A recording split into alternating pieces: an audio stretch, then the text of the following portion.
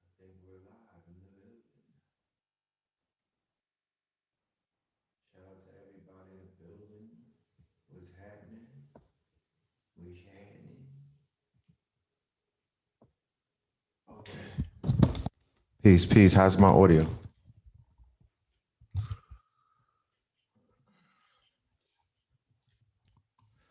How's the audio? Is it slapping?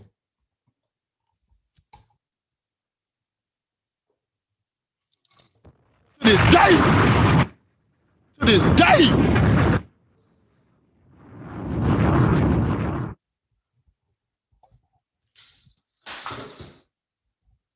Peace, y'all. Peace. You said it's good? Good. Then it's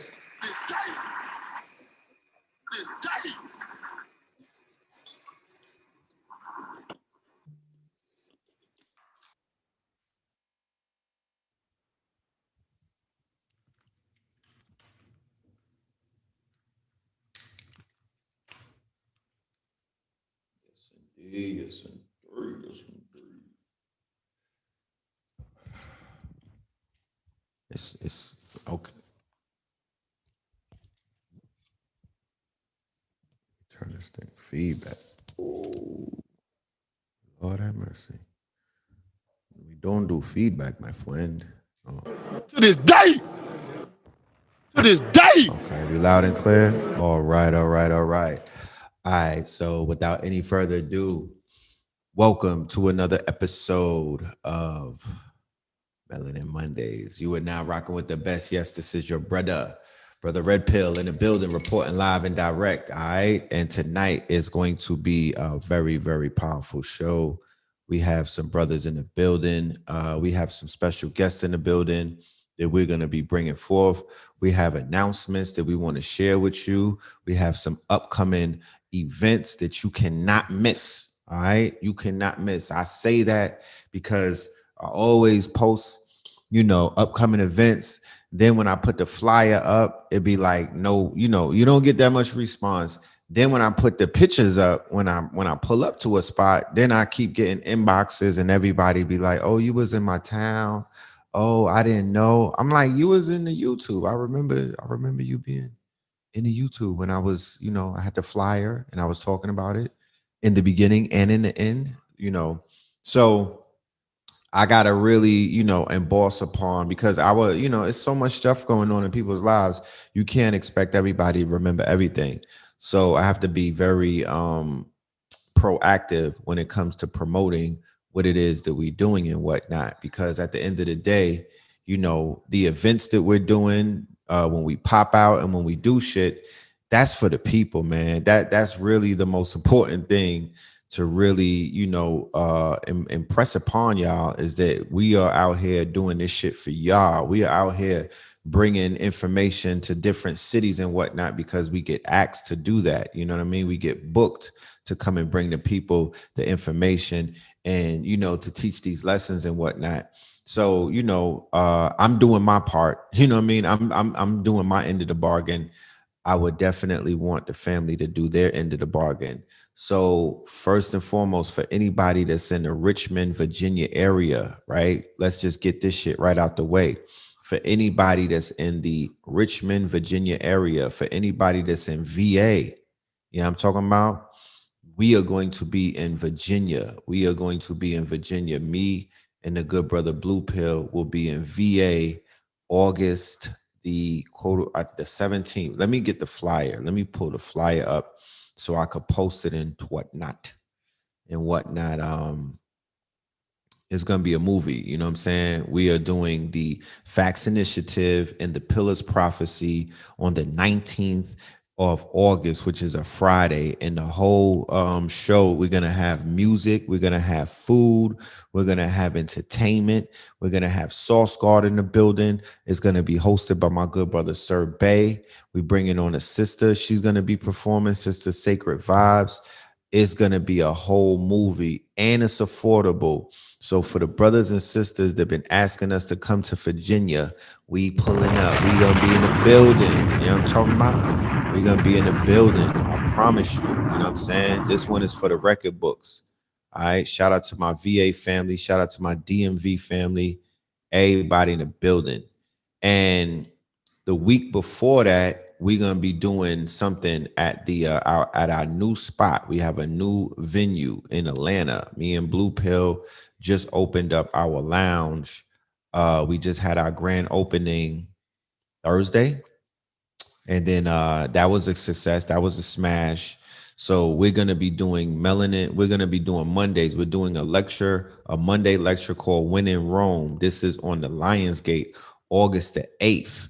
This is the Lionsgate, August the 8th. Me and this good brother is gonna be doing When in Rome. Pope Pablo is gonna be in the motherfucking building. Pope Pablo and Red Pillar. You know what I mean? I haven't figured out my ecclesiastical name and whatnot. But we pulling up on the Lionsgate and we gonna give the business to all of these Romans and whatnot. I need y'all. That's gonna be live streamed, and that's also gonna be live for everybody in the Atlanta area and whatnot. You're gonna have access to food. You're gonna have access to drinks, non-alcoholic. You're gonna have access to some good 420. You know what I mean? If you want a smoky, we're gonna have access to networking and whatnot. After the lecture, we're gonna shake a leg. We're gonna have some music playing and whatnot, and we're gonna enjoy our lives because that's really what it is that we're doing with this lounge and whatnot. We on our soft living shit. How about soft living? Niggas is soft living. You know what I mean? You should be able to go somewhere where you could just relax and put your feet up, get something good to eat. You know what I mean? Smoke a little joint or whatnot, listen to some good music, see some beautiful people, and keep it moving. You know what I'm talking about? Soft living.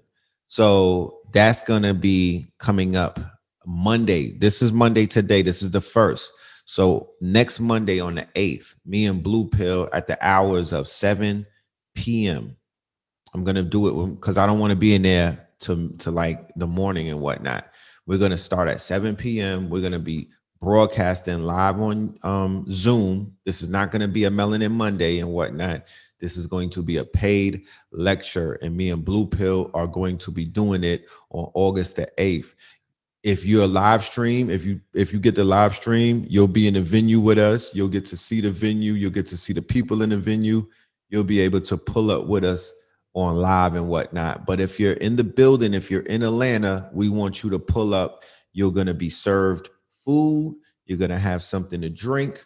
You're going to be able to chill. We're going to network. There's going to be some merch in the building. Pull up and support us and whatnot, because based off of how this Monday goes, if next Monday goes successful, we're going to continue to do Melanin Monday live, right? In Buckhead. You know what I'm saying? So you're going to get an experience where we're going to be doing Melanin Mondays live. Don't worry, it's not going to take anything away from what it is that we do.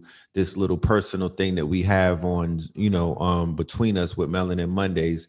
You're going to be exposed to some very powerful speakers. You're going to be able to be exposed to some talent, you know what I mean? Because that's what we like to do. We like to onboard the world, our worldwide audience, to the talent that comes across our table and whatnot. And being in Atlanta is too much talent for me to ignore. So how are you going to meet the talent? You feel me? We're not signing to record labels. You can't wait for us to get co-signed by the knuckle draggers. The best way to introduce you to the talent is to build the platform and to roll it out and do that and whatnot. So if anybody is in Atlanta this weekend coming up, we're going to be doing after parties for the Invest Fest. So if you're on my IG, please keep up with the Instagram page. If you're looking for something to do Friday, Saturday, and Sunday in Atlanta, I need y'all to come and pull up. What's the fee at the door? Ladies are free to 11, brothers $22. That's on a regular lounge night. That's on a regular night and whatnot. For the events the lecture that we're doing, that's gonna cost you a little extra. You know what I'm saying? That's gonna cost you a little extra. So yeah, soft living, soft living. Y'all deserve that. The women deserve that, and the brothers deserve that. Soft living. You know what I'm talking about? So one of our punchlines for our new venue, the Royal, is called the Royal Chamber, right? It's where the royals come to get spoiled. You know what I'm talking about? So we want to spoil the people, right? We want our people to feel this is the flyer for the Royal Chamber. You know what I'm saying? This is the Royal Chamber. This is a little bit of the adverse. So we want the people to feel welcome. We want them to feel like they could get spoiled and whatnot. We're going to be doing foot massages. Foot detoxes, massages, and things like that. Not coming up right. Not for the lecture and whatnot. There's going to be a day out of the week where it's going to be specifically for that, right? It might be Wellness Wednesdays. We might have a Wellness Wednesdays where we're going to be rolling out some type of spa treatment for our brothers and sisters and whatnot. What about the dating app? Thank you for asking me that. The dating app is also going to be tied into this lounge. The component of what the reason why we're doing the lounge is so we can help boost the dating scene in Atlanta and to have some brothers and sisters meet each other. So we'll be rolling out Conscious Connections. We'll be doing live shows at the quote unquote lounge. The dress code, well, you already know. you know, you gotta put on, don't put on your Sunday suit and whatnot. You don't have to put on your Sunday's best, but I do want you to get a little spliffy with it. You know what I'm saying? I do want you to clean up if you pull up and whatnot. Don't come with no, don't come with, just don't come looking like you just came off the street and whatnot. And we're not doing the felony look either. You know what I mean? You will have to pull your pants up if you walk through the gates. You know what I'm talking about? You will have to pull your pants up. We're not doing the felony look. We don't want nobody to feel uncomfortable and whatnot. We doing grown man business. All right. So let's do the roll call before we even begin. I'm being rude right now. I didn't even do the roll call. I'm running my mouth and shit. Let's do the roll call and then let's get into the business of the night. I have my good brother Sir Bay in the building. You feel me? A legend and whatnot. I'm going to introduce him to y'all. If anybody been with us on Clubhouse, y'all know who Sir Bay is. You know what I mean? He's been running the Clubhouse ecosystem for a minute now. He's with the Purpose Pushers and the Grabber Gang. You know what I'm talking about? Shout out to that brother. Houston in the building. Shout out to Houston in the building. Houston, Atlanta, Vegas. We'll talk more about the lounge before the night is over. I'll get Blue Pill in here and let him chop it up. We'll continue that conversation. But I do appreciate y'all for your time to even listen to what it is that we got going on. Memphis in the building, Cincinnati in the building, East Flatbush in the building, VA in the building, Vegas in the building, the New Tampa, Delaware, Seattle, Michigan, Washington State, Greenville, South Carolina, Los Angeles in the building. What up, LA? Big love, California love to LA. You know what I'm talking about? Yeah, I'll see y'all very soon. Dallas, Texas, Alabama, Rome, Georgia, Kansas City, Missouri, Pittsburgh, PA, Montreal, all right, Waterbury. To this day. To this day. I met a sister from Waterbury. Is that you, sister? BX in the building, Louisville in the building, Trinidad in the building, Spartansburg, Peoria, Illinois, the D, shout out to the D, the UK in it. What up, bruv? Across the pond. Woo. Yikes. Charlottesville, VA. Know what I'm talking about? Bermuda, New Haven, Spartanburg, the NO, Denver, the Rack, Philly, San Fernando Valley, California. Bridgeport, Connecticut. Birmingham, Veg, Alabama. We don't say Birmingham, pardon me. We say Birmingham, Veg. Australia, 757 Norfolk, San Antonio in the building. Shout out to y'all, Montreal, the real city. Share this video. That part. Share the video while I do this roll call. Oakland in the building. Oakland in the building. Be more. Be more. Shout out to Be more. Be more careful. Oakland, California. You know what I'm talking about? St. Louis. Yeah, 704. Your EYL was fire. Hey.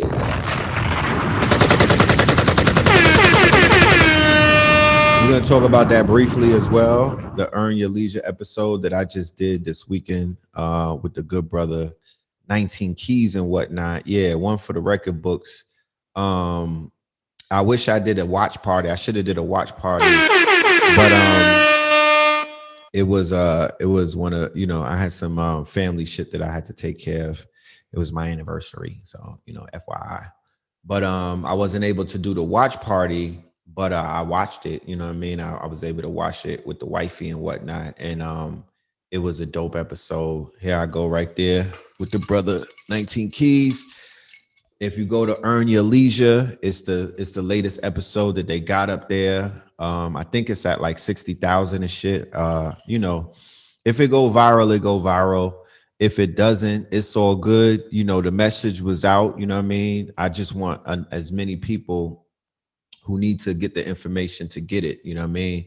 But when you do these videos, you put it, you finish it, and then you let it do what it do. I have no control over what that video, who it reaches, and how it reaches them. At this point, I did my part, and EYL is a very refutable platform. They have 1 million subscribers, so they have tentacles that reach very far. So I know that video is going to do what it do. Is going to be seen by who it needs to be seen by, and we're going to take it from there. College Park in this motherfucker. What's up? To this day. North Carolina, Jamaica, to Queens, this day. PG County, St. Louis, Decatur, where's Crater? You know what I'm talking about? Yeah. Rocky Mount. Thank you for the happy anniversary shout outs. Yeah. Yeah, CLT. Yeah, Waterbury, aka Dirty Water. You know what I'm saying? Oh, you met me at the merch table on 25th. I appreciate you. No doubt. Shout out to the sister who I met at Return of the Gods yesterday at Tassili's. There was a picnic that they had, and I met her. She from Waterbury and whatnot, and she was holding it down and whatnot. So yeah, man. Real brief. We're gonna just do a little, you know, of the conversation that we had. If there's anybody, for the people that saw the conversation, we'll get into that. I don't want to hold my guests too long. We'll get into that. We'll talk about that. But yeah, once again, shout out to Earn Your Leisure. Shout out to 19 Keys. Shout out to the conversation and whatnot. Shout out to my mod in the building, Destiny. Shout out to my mod.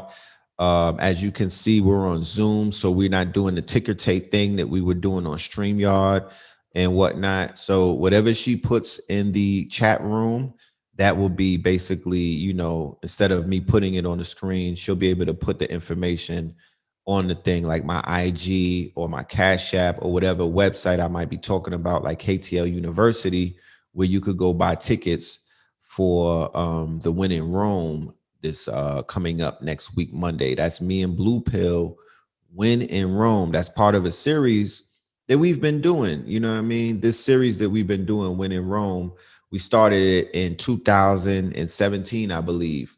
And this year, there's a lot of Roman activity that needs to be talked about, like the Pope going to Canada and apologizing for genocide.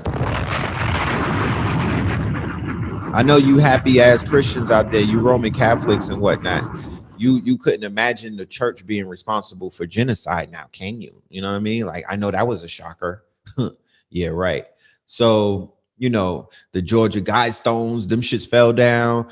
It's motherfucking Europeans are burning up in Europe. It's a red summer. You know what I mean? There's a lot to talk about. Blue went to New Orleans and became Blue Orleans. So he's in his bag right now, and you were fair. You know what I mean? If y'all really want some information, you know what I mean? If you really want to tap into these conscious streams that we having and whatnot, if you really want to tap into the downloads, you would be in the building. You know what I'm talking about? You would definitely be in the building.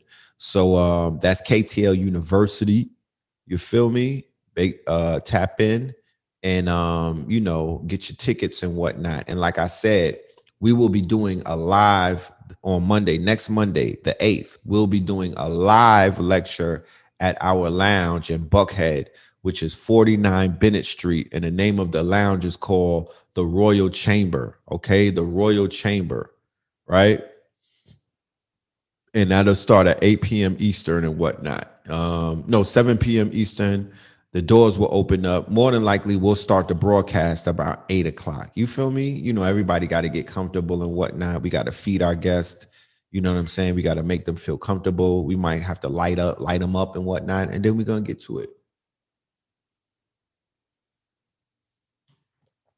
This is some THC tea right here. This shit's strong. God damn it. This is some strong business right here. So, like I said, we're gonna get into the conversations about the EYL interview, right? But before that, I gotta bring my guest on for the evening because he's been waiting and whatnot in the green room and whatnot, eating some celery and some green food and shit, and he's been waiting for us.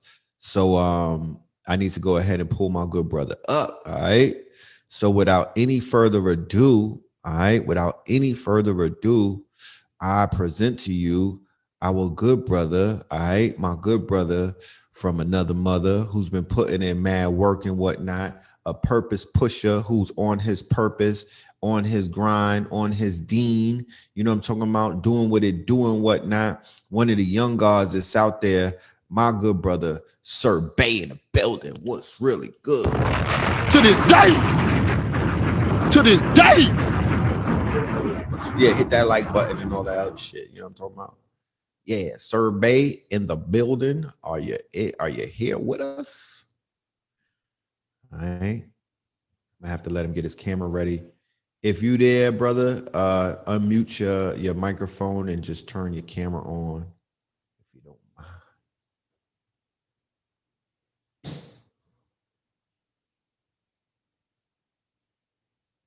Looking like peachy keen juice. This is you can't drink the whole one. I'll be in the hospital. This shit is mad strong like that. This shit is mad strong, but yeah, that's your guy, Sir Bay. Okay, that's what's up. That's what's up. Let me see. Hold on, give me a minute.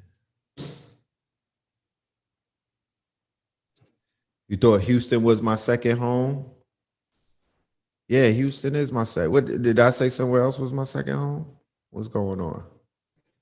Sir Bay, that's you, brother? Peace to the God. I can't see nothing. Hold on.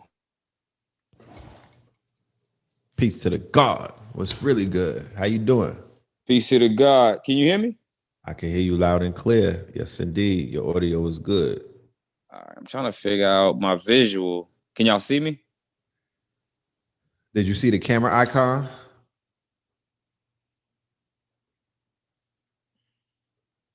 There should be a camera icon right in your bottom left. If we got the same setup. There you go. I see you now. You in the building. Hold on.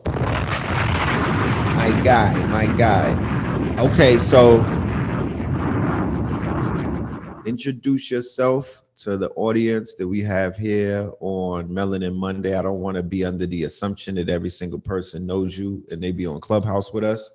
So I just want you to let the family know who you be, what it is that you do, and and what it is that we'll be doing with you this month.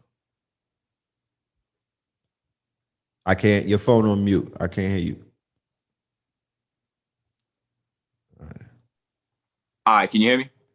Yes, sir. You good? Yeah, you good money. What's goody?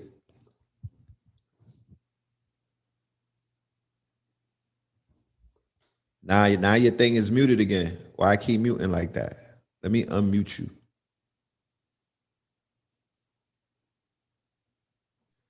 Blessings on blessings. I don't know why I keep doing me like that. Hold on. Okay. All right. So maybe it's good now. Can you hear me? Yeah, I can hear you and I can see you. You good? All right, What's perfect. goody? All right. Yes. Thank you. Yo, peace to the family. Thank you for having me. Good brother Red Pill. Thank you for having me on this platform. Yes, sir. First off, salute to you, man. Just salute to you for just being a true pillar in the community, holding it down. Trying, For man. me to Trying. you doing, brother. You doing, man. Thank you. It's really an honor for me to be on this platform. Just to make it quick, I'm an author. My name is Sir Bay. I'm known by many names. People know me as Streets. People know me as Slap. People know me as Sir Bay, Obey. But just, collectively as Sir Bay. I'm an author of the book, Your Gift, Your Passion, Your Purpose, right here in the back. It's my first book. I'm also an artist. I'm a creator. And I'm really whoever I need to be when I need to be it. You know what I'm saying? Whatever the mission calls for, that's what it's gonna be. So I'm a Mr. Make It Happen. I'm a dot connector, and that's really one of my passions is just connecting the right people to each other so we can move collectively as a unit, optimally. Oh, most deaf. You know what I mean? Yeah. You've been doing that successfully on Clubhouse, with your channel, with the Purpose Pushers and with Grab a Gang. You've hosted some of the most memorable Clubhouse shows before Whack 100 came around. I'm just Facts. before he took that shit over. Right. But nah, just playing. Overall, Yeah, you've been behind some real monumental broadcasts on there. You've been keeping that flame lit and whatnot. You know what I'm talking about? Yep. So I'm definitely honored to be doing something in the real world, stepping off of the computer and stepping into the real world, into your city. Yeah, let them see that flyer. Let them see that flyer. Richmond 804. I call it the Great 04. Great 04, DMV, surrounding area 757. August 19th. We got the twin pillars for the Facts Initiative 2022. You know what I'm saying? And the Pillar Prophecies all in one show. Live performances, Noah O. We got the Flowing Lotus. We got Sauce God, many more. The city's excited for y'all to come, man. I'm excited for the city. You feel me? I'm excited for the city. What we about to do to the city. I'm real excited because the information that I'm going to be presenting in regards to the Facts Initiative, and if the family's not familiar with the acronym FACTS, what it stands for is Food, Art, Clothing, Technology, and Shelter. It is actually an initiative that we rolled out in the year 2016, prior to Web3, prior to the pandemic, prior to the Great Reset, prior to the recession, and everything else that has been occurring that makes something like the Facts Initiative one of the best solutions that we can have as a collective. Ultimately, the basis of the Facts Initiative, the engine of the Facts Initiative, what is going to make the Facts Initiative historically, something historic that we be spoken about and written about 40 to 50 to 100 years from now, is the component that we're looking for about 30,000 to 20,000 participants, or you call them followers these days. We call them leaders and we call them participants. And the 30 to 20,000 is they're going to be needed for the quote unquote model that we have, the funding model, the investment model. $20. It was $20. I believe it was going to be $20 a month, but that was in 2016. We're pushing it to $20 a week. We might even do 20 a day. Okay. Yeah. So 30,000 at $20 is 600,000. In the fields of food, art, clothing, technology, and shelter. I'll just break down food real quick for you so you can understand the dexterity of what food is to our community. Food is agriculture, produce, right? Farmers, black farmers, right? They scaring the people with a food shortage. How do you answer that? You grow your own food.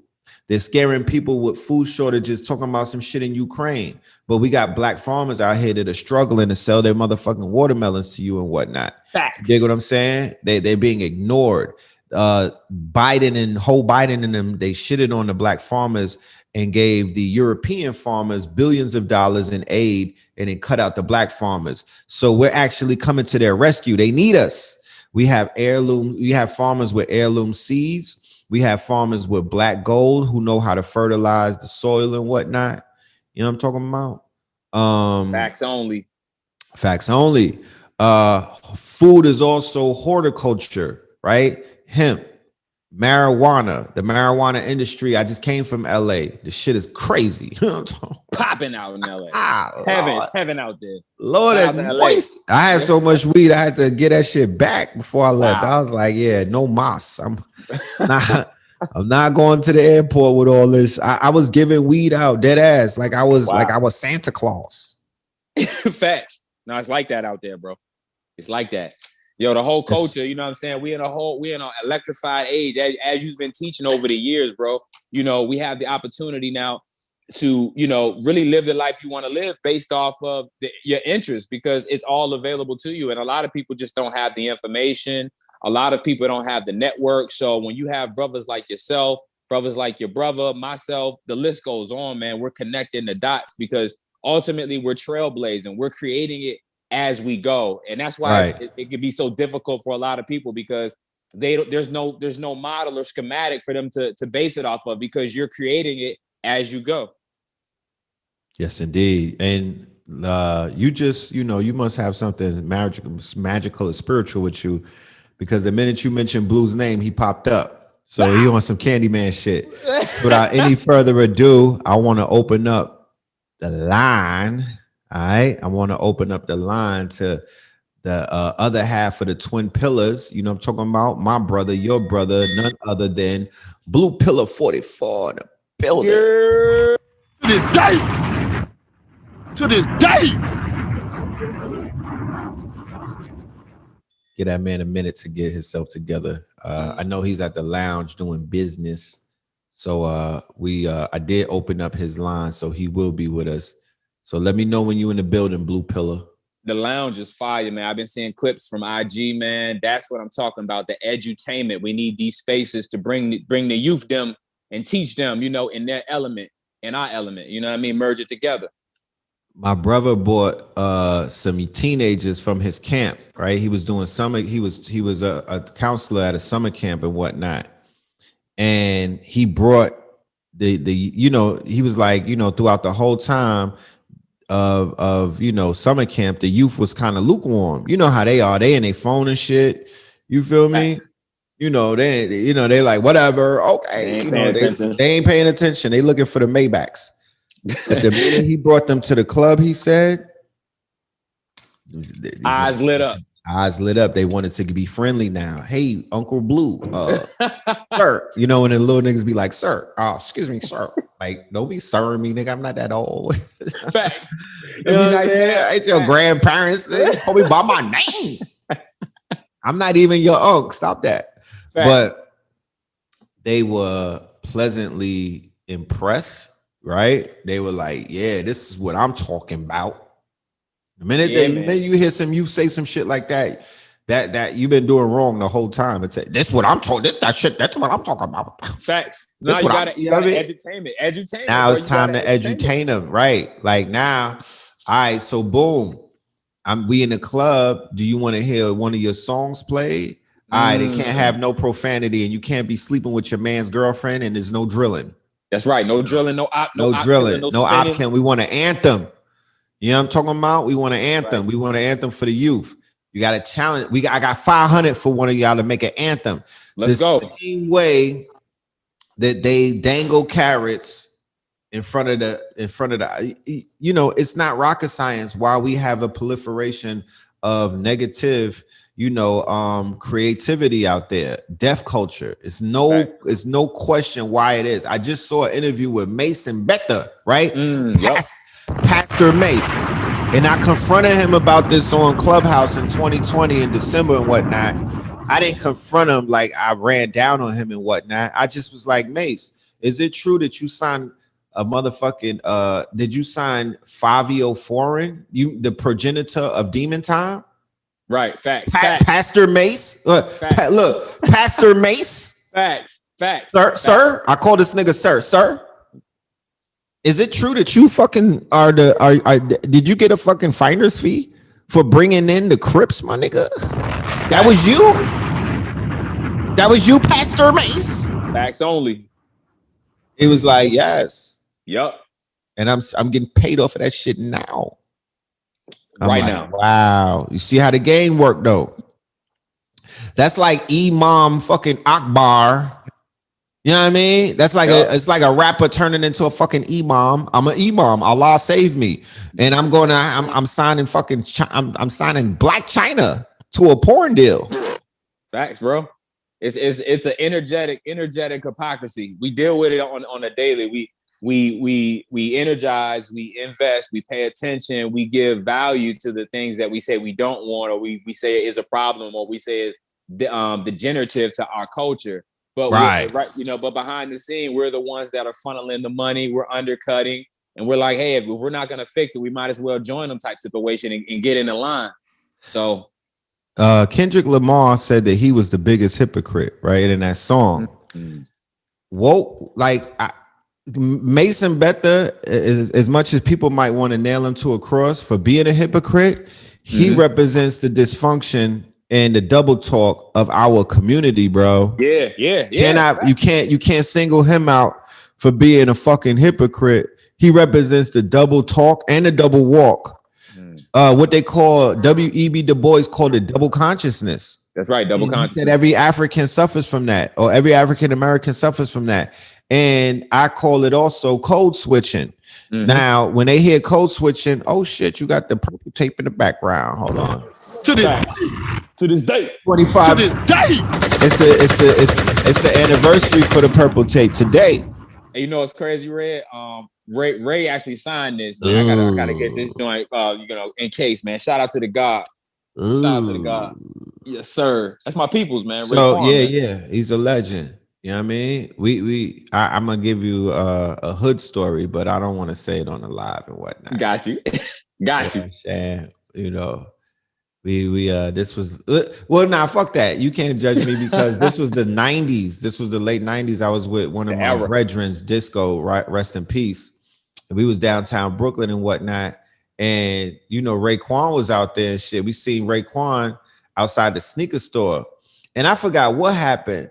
Something happened with some goofy dude, and we had to wild him up. We wild up some goofy dude in downtown Brooklyn, right in front of Raekwon. He was like, "Y'all niggas is legends." I was like, "Yeah, nigga, we on our purple tape shit." You know what I'm saying? Facts. But yeah, we wild. Like Prince. But I forgot what it was. Whatever it was, whoever the dude was, he got out of line. He violated. He crossed the line. And he got wild up. It wasn't like I have to really make sure that I'm not up here, it's just gloating over. But it was the late 90s. It was on and popping, you know what I mean? It was the Serengeti, you know what I'm saying? Facts, bro. I always say, like, imagine if we had Instagram, Facebook, and TikTok in the early 90s, mid 90s. I'd have been deplatformed before 1999. They would have got rid of the kid because we was turned up. Guns. I would have been in the YSL indictment. Guns. Drugs. They would have been calling us the dumb ones. Like our elders would, man, they stupid, they dumb, they do. You feel me? I'd have been in the titty bar live. You know what I'm saying? I was real ratchet. You know what I mean? Was, man. I was my mom. Shit, my mama would tell you. It wasn't even a secret. My own mother, my mama Pill would be like, "Oh, that boy, he was lost to the sauce." I mean, but look, that's the beauty of the journey, because it's like, look, bro, if I can come from that lower state or from that state to where I'm at now, anybody can do it, bro. Anybody can do it. And that's the thing. I think people think that this is some unattainable thing where you got to have this it's just gradual steps, moment by moment, day by day. Right, you know what I'm saying? That's the key, bro. So yeah, I'm gonna address somebody in the comment section. I never mentioned anything about Fabio being signed for $5,000. Nobody said that. Nobody said anything about that. I just said him signing him, period, is a conflict of interest because he's a fucking pastor. Right. And what he did and what other goofy niggas do, right? They wear one face, but they don't have a problem bringing somebody to the same machine and ran his ass up out of motherfucking New York. The music industry, that nigga ran up out of there with his tail tucked. He was never supposed to make an album after that. You know what I'm talking about? He hung up his motherfucking microphone. You know what I mean? Now, when the dude who ran him up out of Harlem got killed, and when niggas started wearing tight jeans and whatnot, and the streets got more zesty, then he wants to come back out wearing jewelry and talking tough. No, all I was saying, he's a fucking lame because he could have signed one of the 1,000 gospel singers or the niggas that rap about Yahshua. Facts. Shout out stay to in your Emmanuel the lane. Prophet. Yeah, Yeah, stay in your fucking lane, my nigga. You out there playing with the Bible and whatnot. You know what I'm talking about? You need to stay there. You with homie that got robbed in Brooklyn. You with the preachy pastor, the flashy nigga. You know what I'm saying? Facts, bro. Facts. With the walk-in closet the size of niggas' bedrooms. You can't. You need to stay there. You need to stay there. So initially, right before Fabio got hot, that nigga got signed for $5,000. Like a lot of these hungry artists that are out here getting signed for weed money, right? And he booked them with a 360 deal. After the young boy got hot and the pressure, right, of the fact that Mace didn't want to wear that motherfucking Puff Daddy jacket that he's out here jerking niggas, then he gave him some more bread after he proved that he was worth the bread. So he didn't get 75,000 or 750, whatever he said that he paid him. He didn't get that until he started buzzing and whatnot. He initially got 5 bands. Right. That's a Balenciaga sneaker in a fucking hat, my nigga. That's one outfit in Saks. That's going in like 3 days. That's going in 4 days. With the inflation, that's going. That's a trip to Whole Foods. Yeah, that's a Whole Foods run, my nigga. You talking about that's a Whole Foods. That's DoorDash on a hungry night, on a munch night. 5 bands on DoorDash if you smoke like 2 ounces. Done.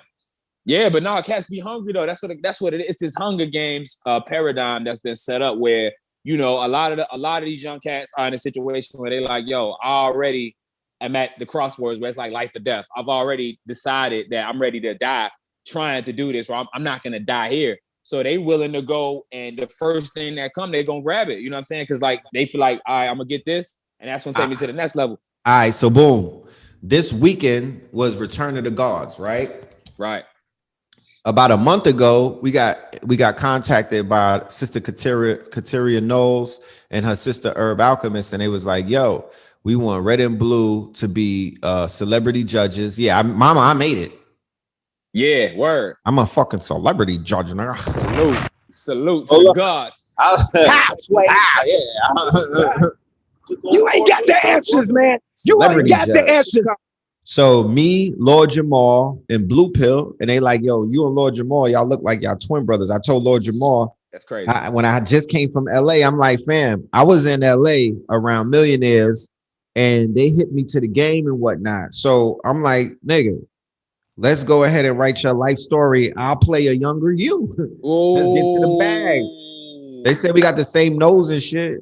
That's that's a fact though. Y'all do favor each other now that I really think about it. Nah, you should have seen us on the live, like in 3 boxes. Blue was in 1 box, I was in the next box. We got this North African, wherever this nose come from. Yeah, you know what I'm saying? He picked it up at the same fucking department store that we did. And I'm like, I would play young Lord Jamal when your name was just Jamal. That's and we could get to the bag. Yeah, write your story. Because the writers, they gave me the game in LA. The God Body, that's our third brother. That's our kinfolk. And he our OG. Yeah, my Wiz told me that first, and they born on the same day. He born on the same day as my Wiz and brother Rick. You know what I'm saying? Wow. And Virgo energy.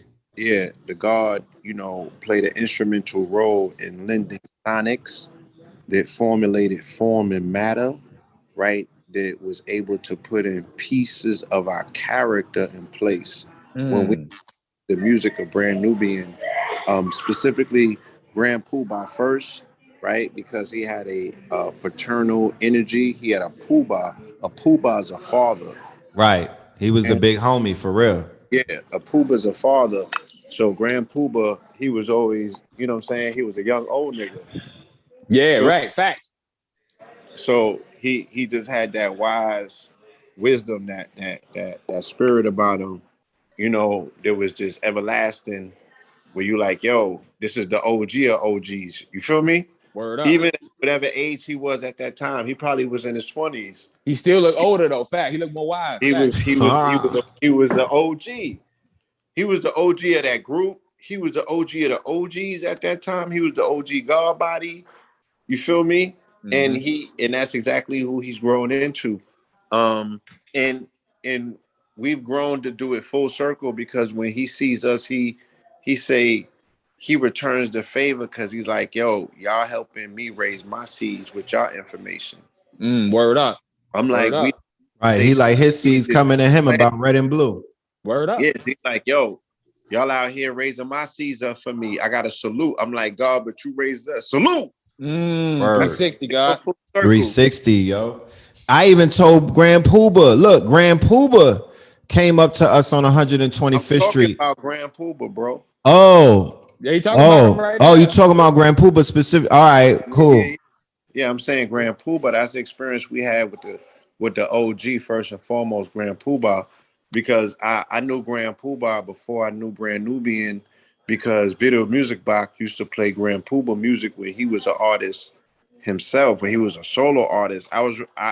There was never a video that came on Video Music Box that I didn't see. Wow. I never missed that's a fact. I never missed the episode. Like never, ever. You wouldn't be you wouldn't be on top of the culture if you missed the episode of Video Music Box. You would be out of the fucking they'd be like, yo, did you hear about right. DJ Premier? Concept of what NFTs and even tokens are is very interesting.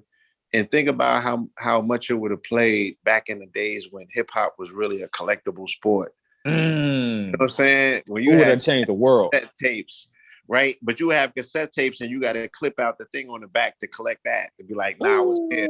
I ain't even get a booty. I ain't even get a bootleg. This shit was straight up. You feel me? Word. And that's your token. That's your chip. And you get to redeem and get a higher access to a different marketplace.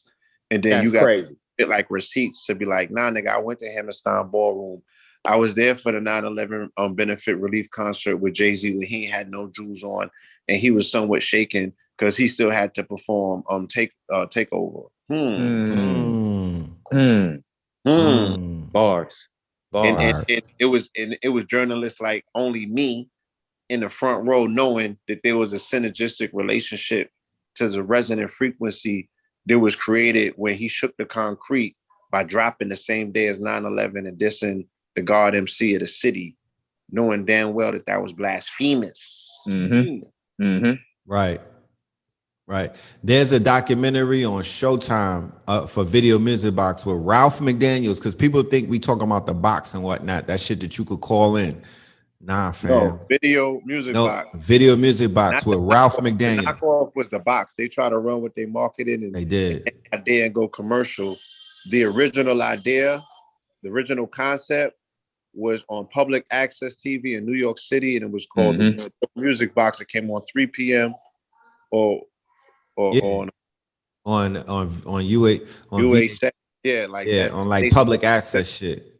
So yeah, not that box, not that shit that came on cable TV. We talking about Video Music Box with Ralph McDaniels as an epic documentary that Nas did through Mass Appeal that you can find on Showtime. And yeah, that part, you know what I'm saying? Fire. They got documentation. They got us all through Video Music Box because they caught us in our club days in the Arc at all of these historic hip hop events. Wow. And just like I told the Clubhouse, like, no. But like back to this club promotion shit.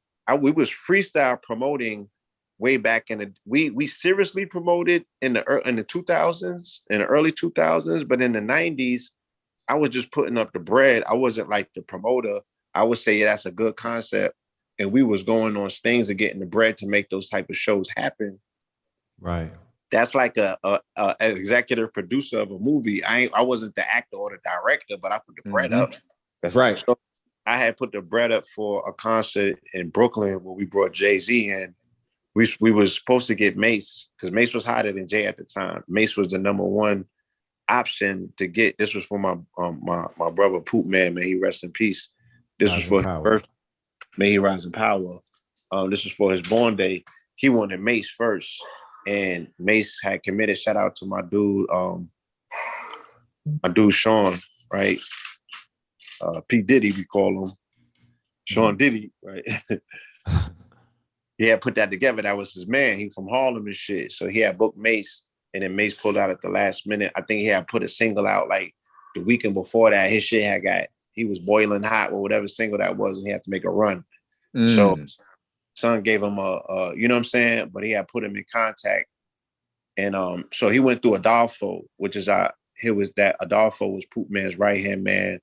And Adolfo and them used to be on the Dominican restaurant on Flatbush. And that's where, you know, Jay talk about Adolfo in his rhyme plenty of times. So I won't be saying nothing that niggas don't know. Right. These is direct plugs. This was, you know what I'm saying, where he was getting his pipeline, you know, and all of that OG1 shit later on develops. So he got him for a good price. And I think we got him for like 9 racks. It was either between 9 and 16, but that was the first time that he actually performed Reasonable Doubt in the borough of Brooklyn. Wow. And had already been out.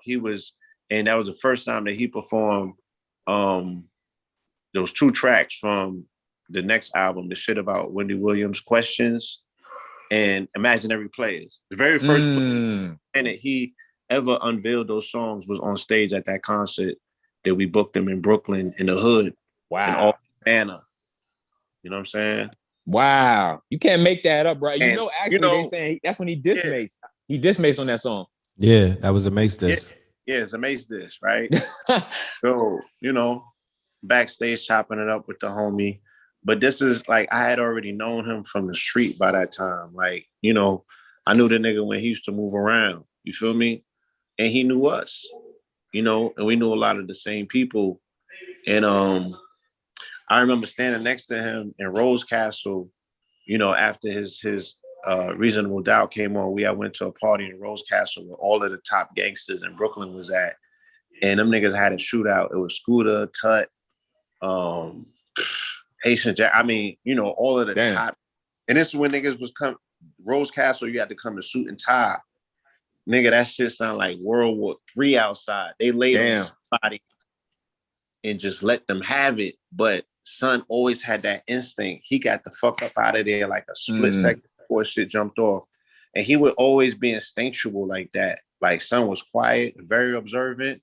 And even though he was on like that, remember in Brooklyn, he was totally overshadowed by Big. So being around Jay-Z or seeing Jay-Z was no big deal to nobody because he wasn't the big homie at that point. He was just another nigga trying to get a little bit of light, but Big engulfed everything. You know what I'm saying? Right.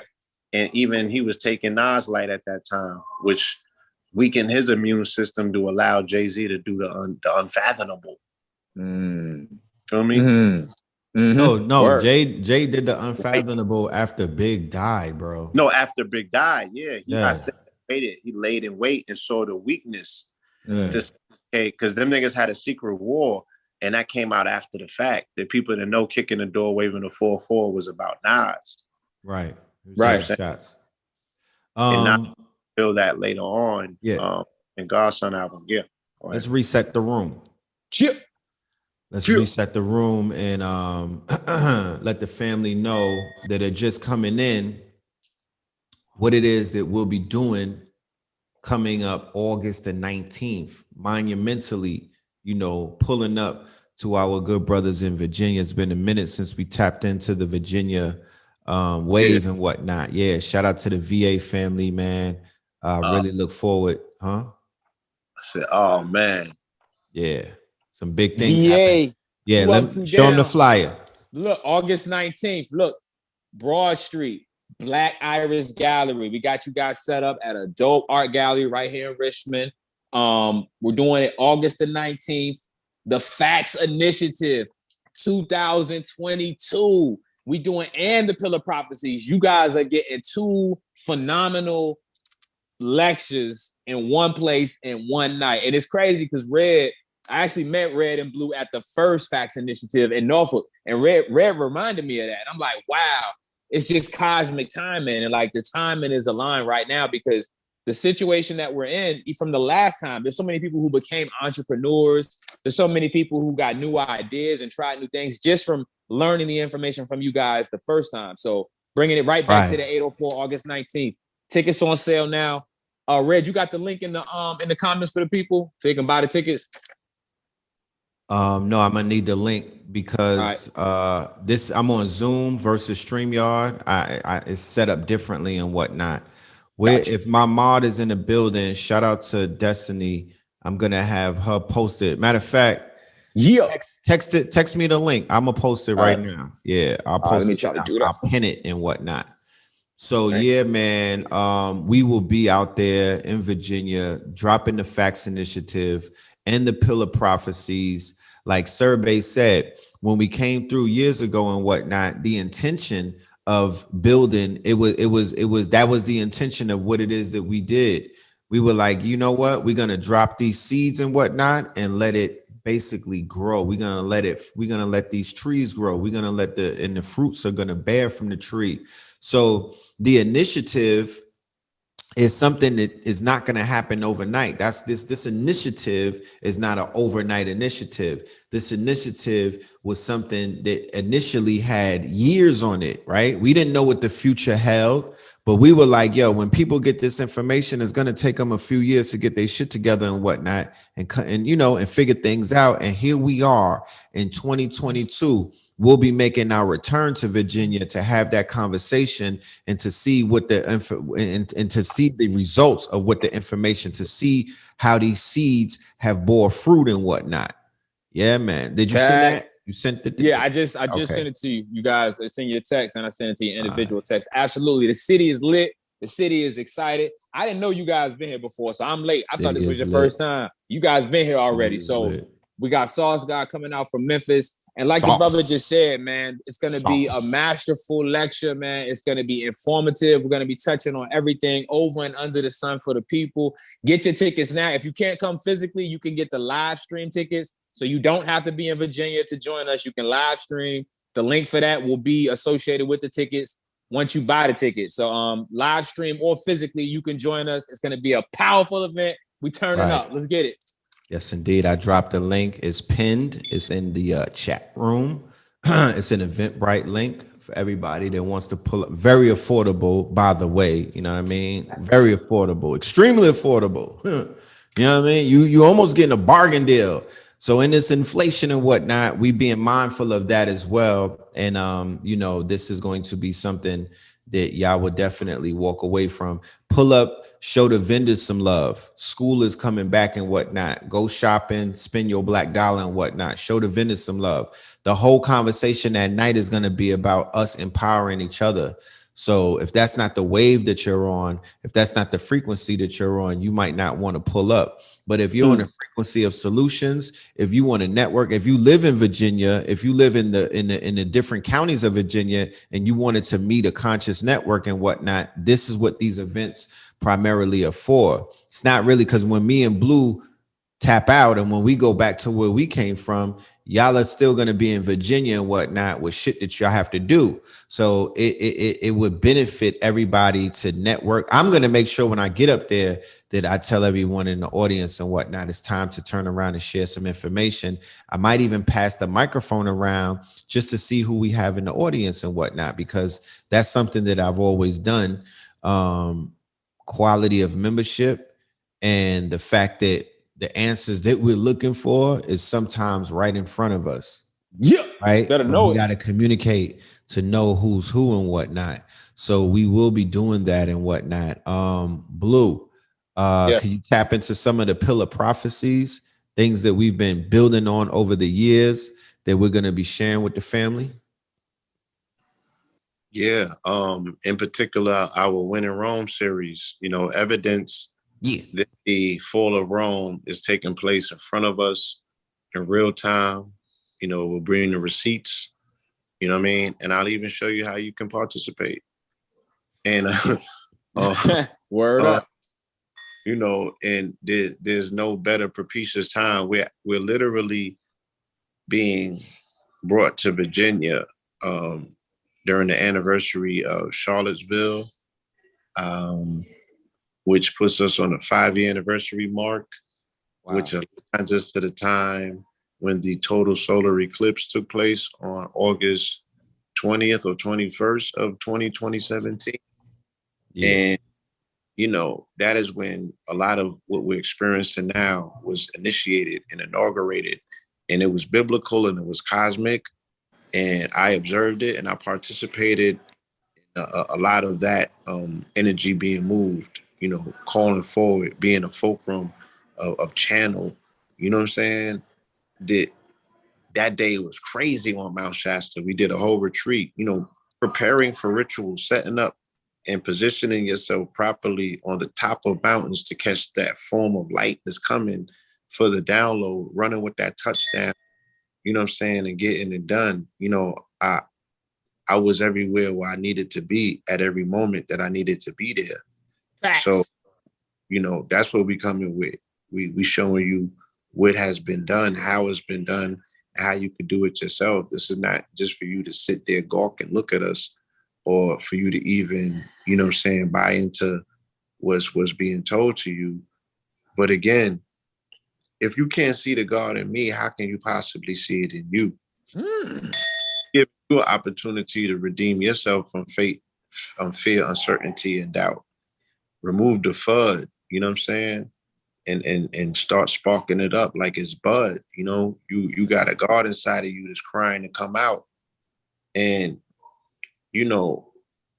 my shit is fearless. It's like, I no longer should have to convince anybody in the world that we have the ability to manifest even in the midst of a storm.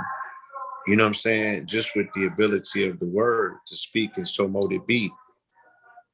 I'm like, you know how many curveballs they threw at me this last strong in to throw my shit off so it don't come out. Like I could go through a shitstorm and still come out with a white coat on. That part. What you know about it? Woo! So it'd be the same thing with these situations. And I'm like, yo, no, like a God in flight. Like when you take flight and you hover above any and all things. There's nothing that can throw you off. Like when it's your time, it's your time. When you on. You feel me? But do something so much more responsible with the power of the sun, you know what I'm saying, that's activated inside of you in the season of Leo. You really, and if your heart is open and your solar plexus activated, then your throat chakra is gonna create sound frequency that's gonna open people's third eyes and ultimately their crowns. And you know what I'm saying? Like, and they become resonance, they become antennas, they become beacons, grounded into this earth. They're gonna shaking shit up, and wherever they're at in their area is gonna start terraforming.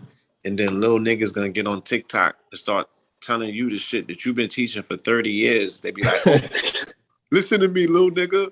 I got some chakras. Little nigga, I see you with them crystals. You be like, yo, youngin'. I don't want no smoke. Who your enlightener? Yeah, take me to your leader. And the nigga show you a meme page on Instagram with no face. Damn.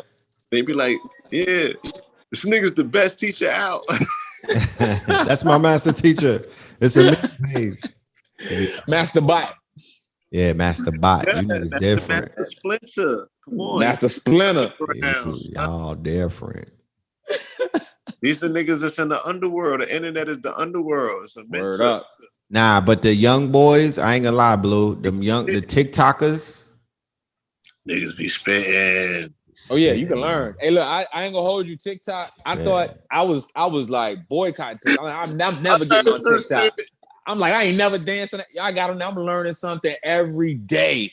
I'm like every day.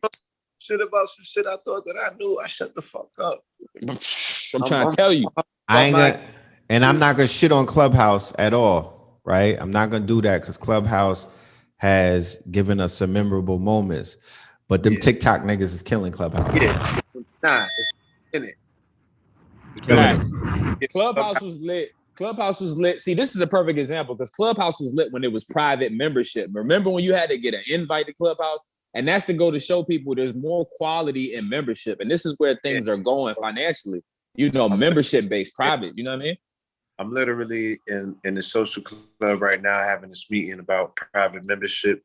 Right. You know, and then we going over the figures, we going over the implementation of technology that we about to build into this model. You know, we building on the benefits that we'll be offering our membership.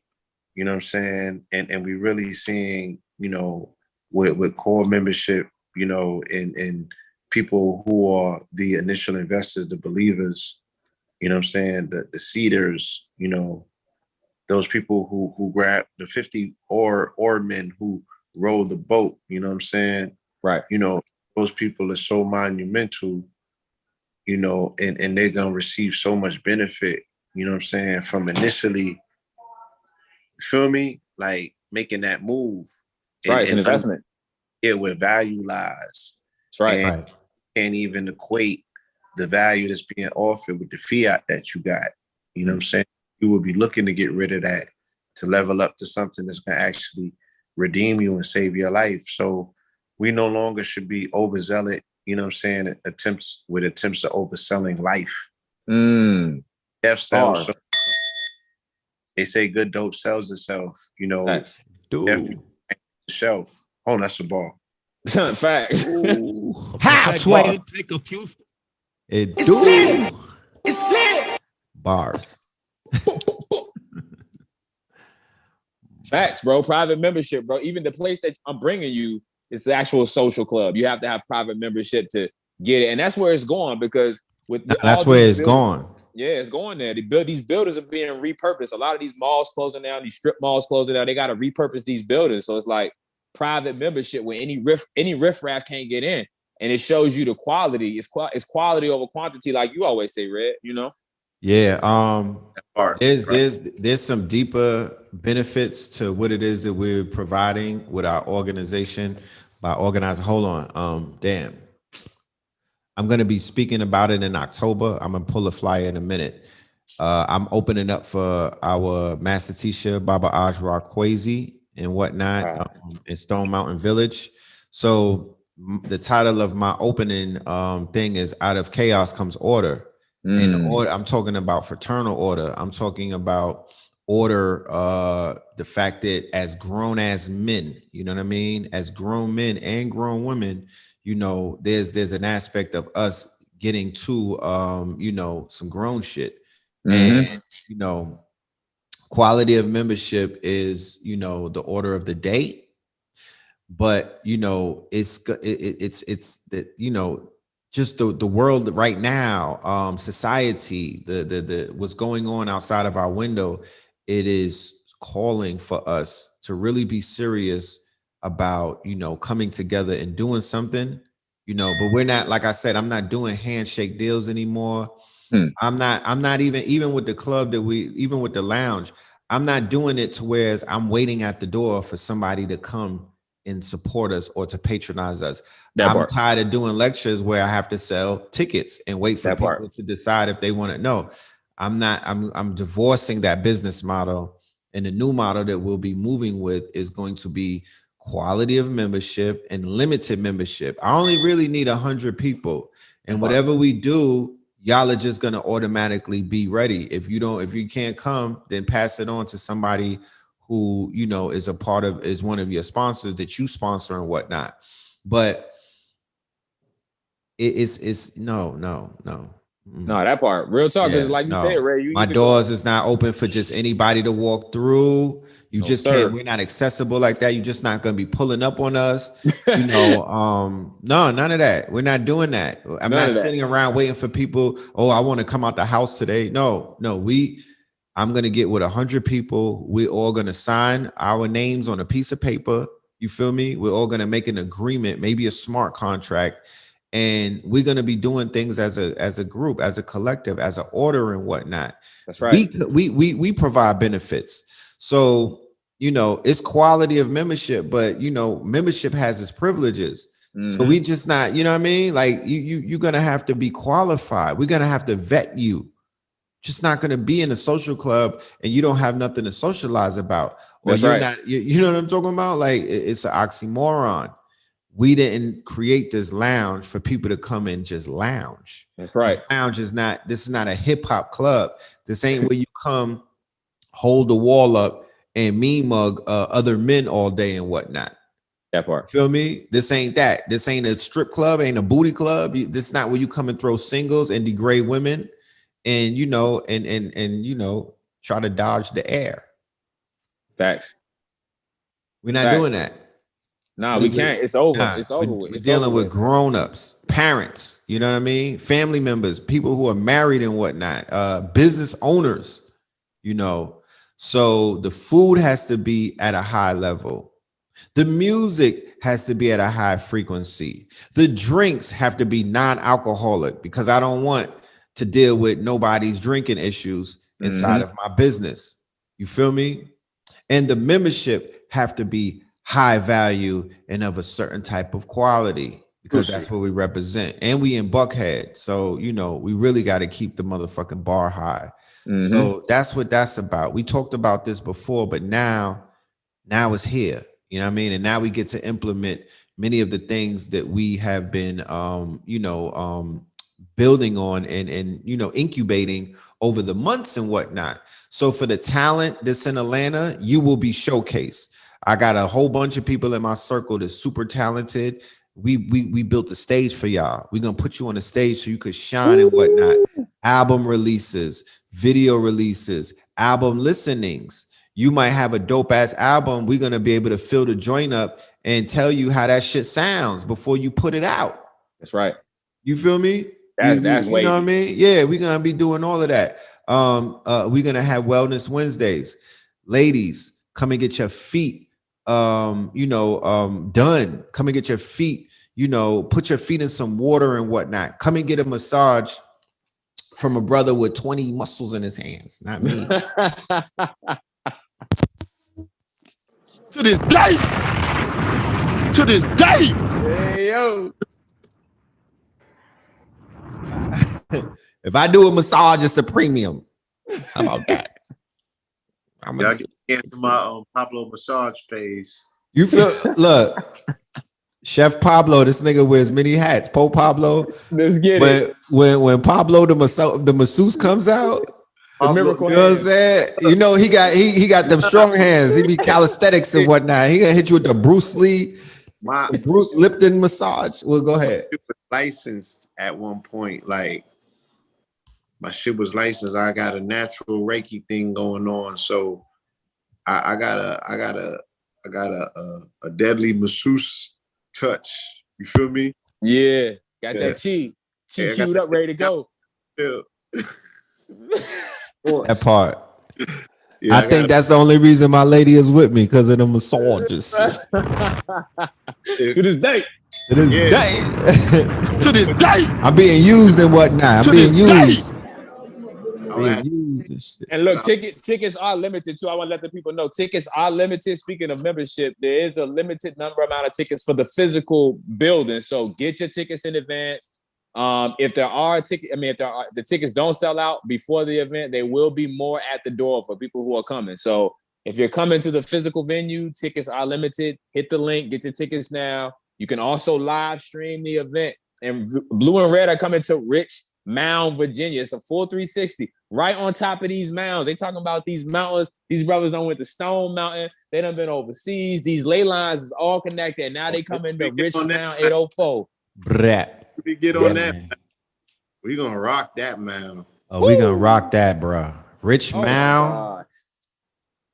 We turn. Rock that. We turn, man. Rich Mound, y'all. You know what I mean? Virginia's for lovers. So, let's come and love on each other with this information and with these good vibes and whatnot. I don't want to have those the youth are crazy. They out here. Well, they got you niggas scared to come outside. You know what I'm saying? Because it seems like the elders have lost their steam and all they want to point to is the drill rappers. Them niggas didn't do nothing to you. You know what I mean? Like, Fact. this is a new phenomenon. So cut it out. Stop being scared. Stop being pessimistic about everything that's going on around you. These young men are going through what is known as a rites of passage. If you really cared, you would link up with the big homies and y'all will come together and you would link up with the people who have the solutions and you would learn, you would figure out a way to provide these solutions and whatnot. Going back to what I was saying earlier about when Blue Pill brought the camp, the young students that he was doing summer camp with, when he brought them to the lounge, they were thoroughly impressed, right? They were like, yo, we could do something with this. When we offered $1,000 in the MC challenge that I was talking about earlier, we had an MC challenge with me. We were the judges, me, Blue Pill, Lord Jamal, right? That's lit. And That's lit. we were tasking the listeners that are out there, all of our artists, unsung, right? Unsung, unheard of. Get your name out there, get $1,000 and win this motherfucking challenge. And the challenge was to put together a hot ass 16 bars for a empty verse on a theme song, Return of the Gods 2022, that has a very infectious hook, right? So we got mass submissions and whatnot. A whole bunch of people was in a bag. The brother that eventually won, the grand prize winner, he was behind on his rent, right? And when he heard about the quote unquote challenge, he was underneath the weather. He thought he had that thing. Monkey pox. Dang. So it showed me and those that were paying attention that when you incentivize our people, they pull up and they show up. What does that mean, Brother Red Pill? That means that if you want to bring the best out of the youth and whatnot, you gotta put a bag in front of them. You understand? Let's stop acting like we poor, because we're not. You spend $100 on that vegan meal from the food truck. Got you a slutty vegan burger and a few fries and whatnot. That ran you about $1. Like, we got money. Going good out collectively. Here. Yeah, if you don't have it, 100 of you with $5 got it. That's right. Let's stop the BS. I'm gonna go ahead. If y'all continue with the bullshit, I'm gonna get the Rosetta Stone and learn some Spanish. I'm pulling up to the Mexicans. Hey, caramba, because they know, they figured it out. Facts. I'm gonna learn Mandarin. I'm gonna learn Korean on you niggas. I'm gonna just start talking to somebody else. The eyes are chinky enough. All I gotta do is smoke a few clips. My shit's get mad chinky. I'm in there. I'll be like, yo, I'm Naomi Asoko's brother. Like, konnichiwa. I'm fucking with the Asians. We global anyway. Anywhere we go. We Asiatics. That's right. We global. We got one part of us is in all of these lands. You keep fucking around. I'm defecting from you. We gonna be in the lounge having Korean K-pop parties, nigga. We gonna bring in we gonna be doing the Butter remix. Trap.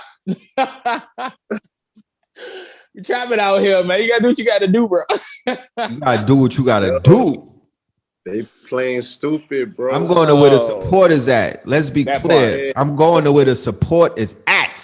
Man, look, poverty is a sin, and being cheap is expensive, man. Like, it's expensive. People try to be cheap and you end up spending more money. You ever see somebody who try to go a cheap route and buy something and then it breaks and you got to get a new one and then got to call a mechanic to look at that? You spent more money trying to be cheap than you just buying something quality. You see what I'm saying? Sometimes you cut corners and you end up going the long way. You think you're making a shortcut, it ends up being the long way. So these rites of passages have been ripped away from our culture in a lot of instances, you know, we have this microwave mentality. A lot of the youth and just people in general have this microwave mentality where they think you can get the results without the work, without the connections, without the code, without the face card. Like you still gotta have these things intact. Yes, sir. Don't mean to cut your wisdom. This is No, you my got new it. shit. I need a year commitment from everybody that says that they want to fuck with me. I need 12 months from you, family.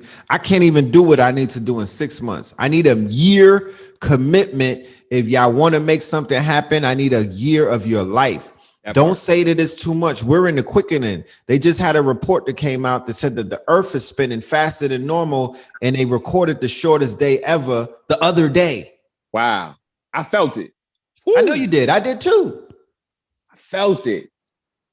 Damn, I felt it. That's too. What that was. Yo, you know, it's getting like it's getting brighter at night and darker in the day. It's weird. Did you see it? So this is what I'm saying, and this be the disrespectful shit. That shit happened the day after, right? I did the program with y'all on Source. Right. Facts. And then it was the day that we opened with that Thursday. That's when the glitch in time happened. I thought on that Wednesday that based on what happened on the day at a time, that we was going to experience a glitch in time.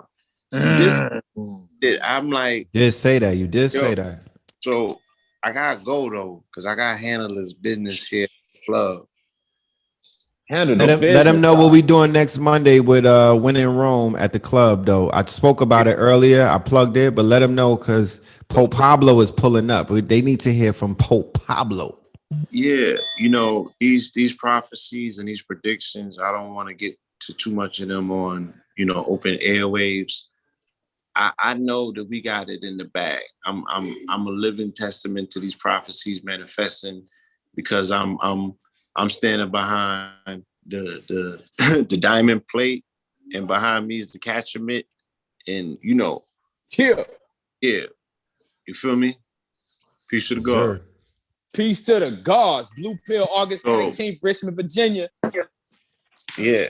Let me finish this podcast real quick. So with all that being said, yeah, we're gonna be in the building next Monday. We'll do the When in Rome here live at the Royal Chambers. We'll have a limited live audience so we could broadcast that presentation on Monday on the Lionsgate on 8/8. You know what I'm saying? So we'll be in the building and do a live presentation, a live broadcast. Yes, indeed. Presents When in Rome. You feel me? And we'll spill the prophecies.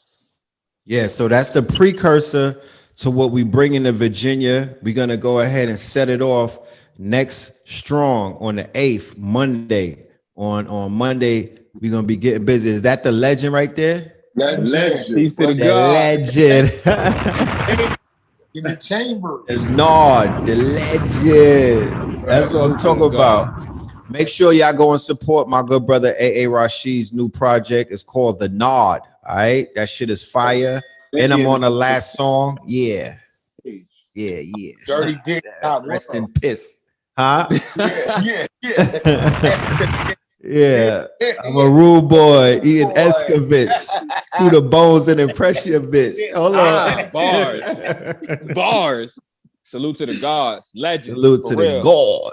Don't worry, I'm gonna get A out here in Richmond too. I seen he was out here before. I'm gonna get him out here. Don't worry. Yes, indeed. We working. And for the family that's on the line, me and AA had a powerful run in Los Angeles. We've been doing a dope ass run on these classes. He's been doing the master classes. I've been holding it down with the live stream. That's available on KTLUniversity.com. He's certifying people with proficiency on the second day. We having a party. The next time we invite them, that Sunday is the party. That's they're gonna get their certificates. Facts. Yeah. Yo, the bro, right? Real talk. The bro has helped me with my teaching style and whatnot, because the name of the masterclass, the one in New York, was teaching you how to teach. And as teachers, sometimes we think that we got this whole shit under control, and we, you know, sometimes we don't. There's levels of teaching. There's angles of teaching and whatnot.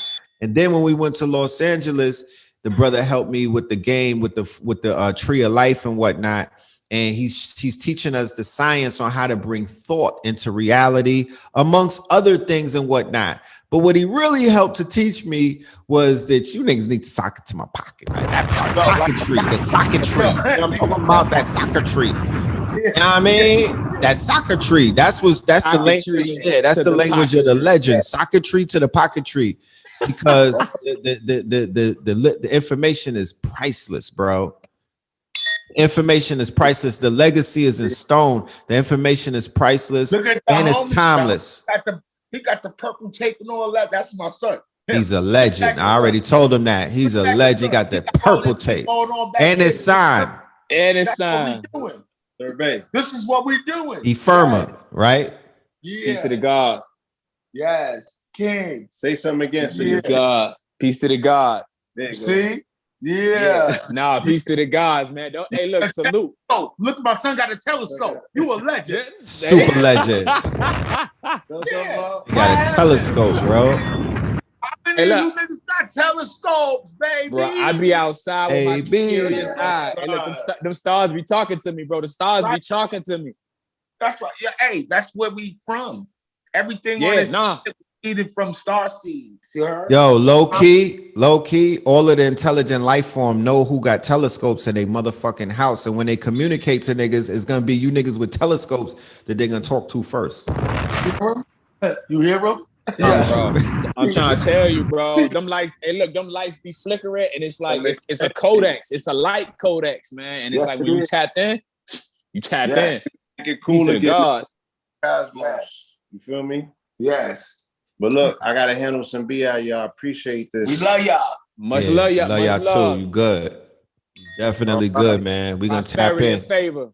Yeah, we gonna get it in, bro. It's all love. Hey, we gonna get you out here back in Richmond. Peace to the legend. I'm with it. Let's get it. Peace, y'all. Sir. Peace to the God. Peace. You feel me? Yes. You know what I mean? Like the brothers is saying, like Blue Pill was telling y'all, August the 19th, we're going to be in Richmond, Virginia. And then August the 8th, we will be at the quote unquote Royal Chamber. That's in Buckhead. We're going to be setting it off with Win in Rome Part 2, right? Win in Rome. And we're going to be giving the Pope and them niggas the business. Win in Rome, do as the Carthaginians do. We're going to be on our Hannibal shit. We're going to be in our bag. And we taking heads and whatnot because, you know, they violating and it's time to clean them up. You know, talking about, and it's a lot of things going on metaphysically around the world and whatnot that need to be addressed. There's floods. Niggas is drowning in Kentucky, fam. Sinkholes, bro. There's sinkholes.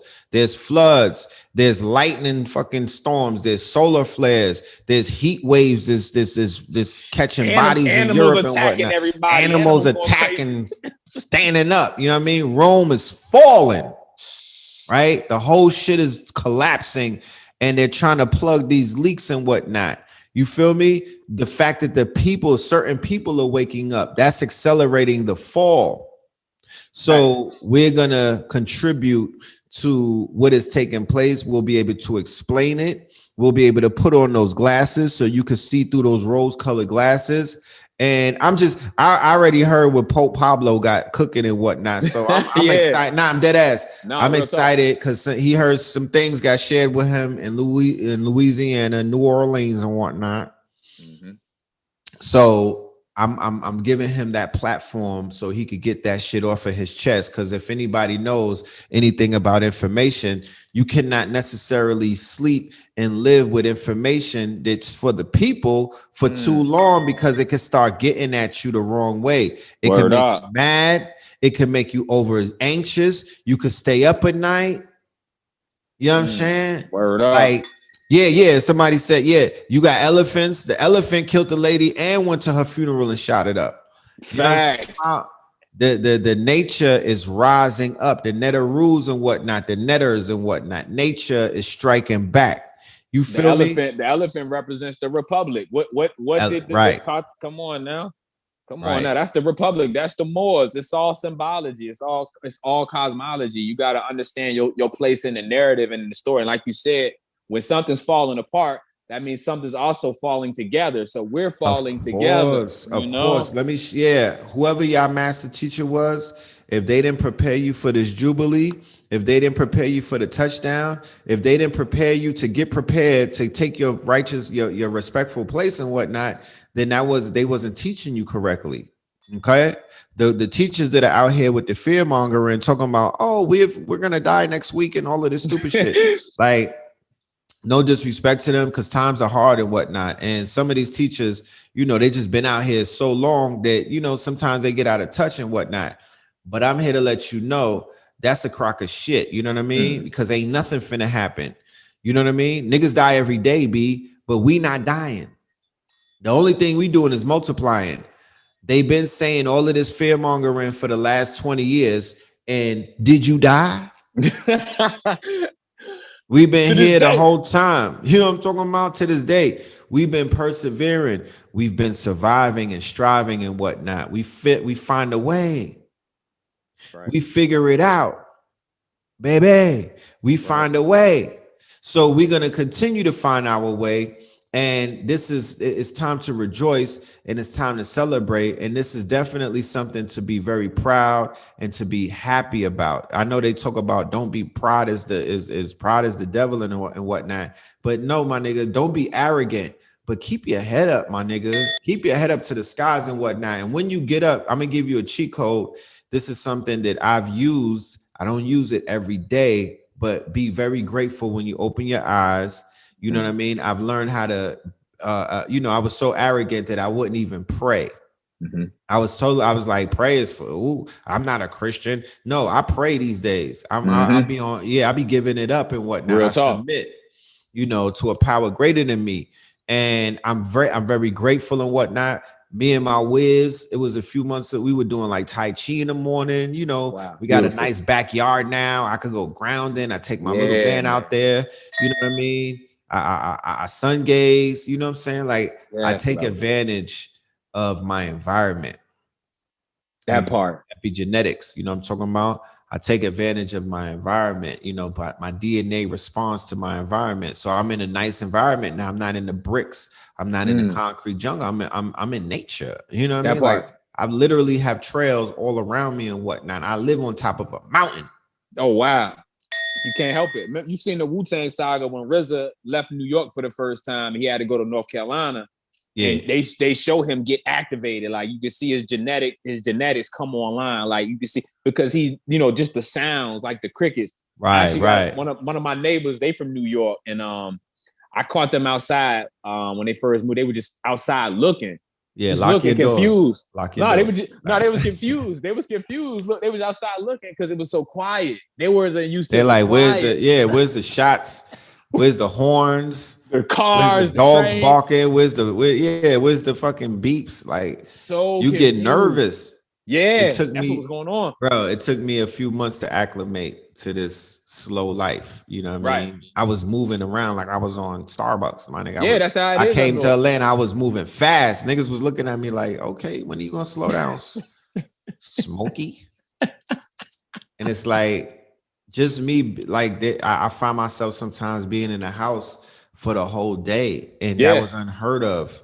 When I was living in New York, I couldn't stay in the house. I feel like a failure. I couldn't stay in the I would really get anxiety, you know what I mean? And it wasn't nothing personal. It's just the state of New York. It's the state of New York. It's the hamster wheel. Everybody hustling. Right. Everybody outside. Everybody hustling. Everybody on top of each other. Everybody moving at a fast pace. Out here, bro, it's not the same kind of speed and whatnot. It's more laid back, and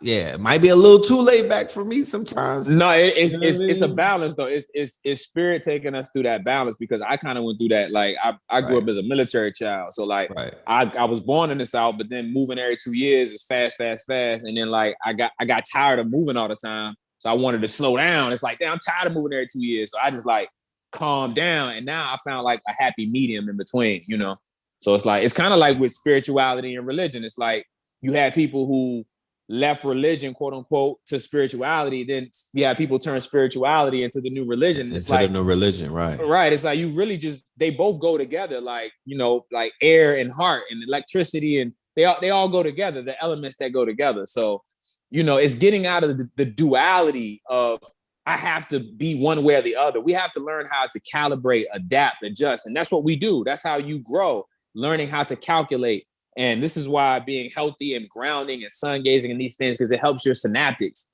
It helps your synaptic firing so you can process faster. Because with the earth moving or spinning or it's moving faster, we can feel it. So you have to be calibrated to that or you'll get left behind on all levels.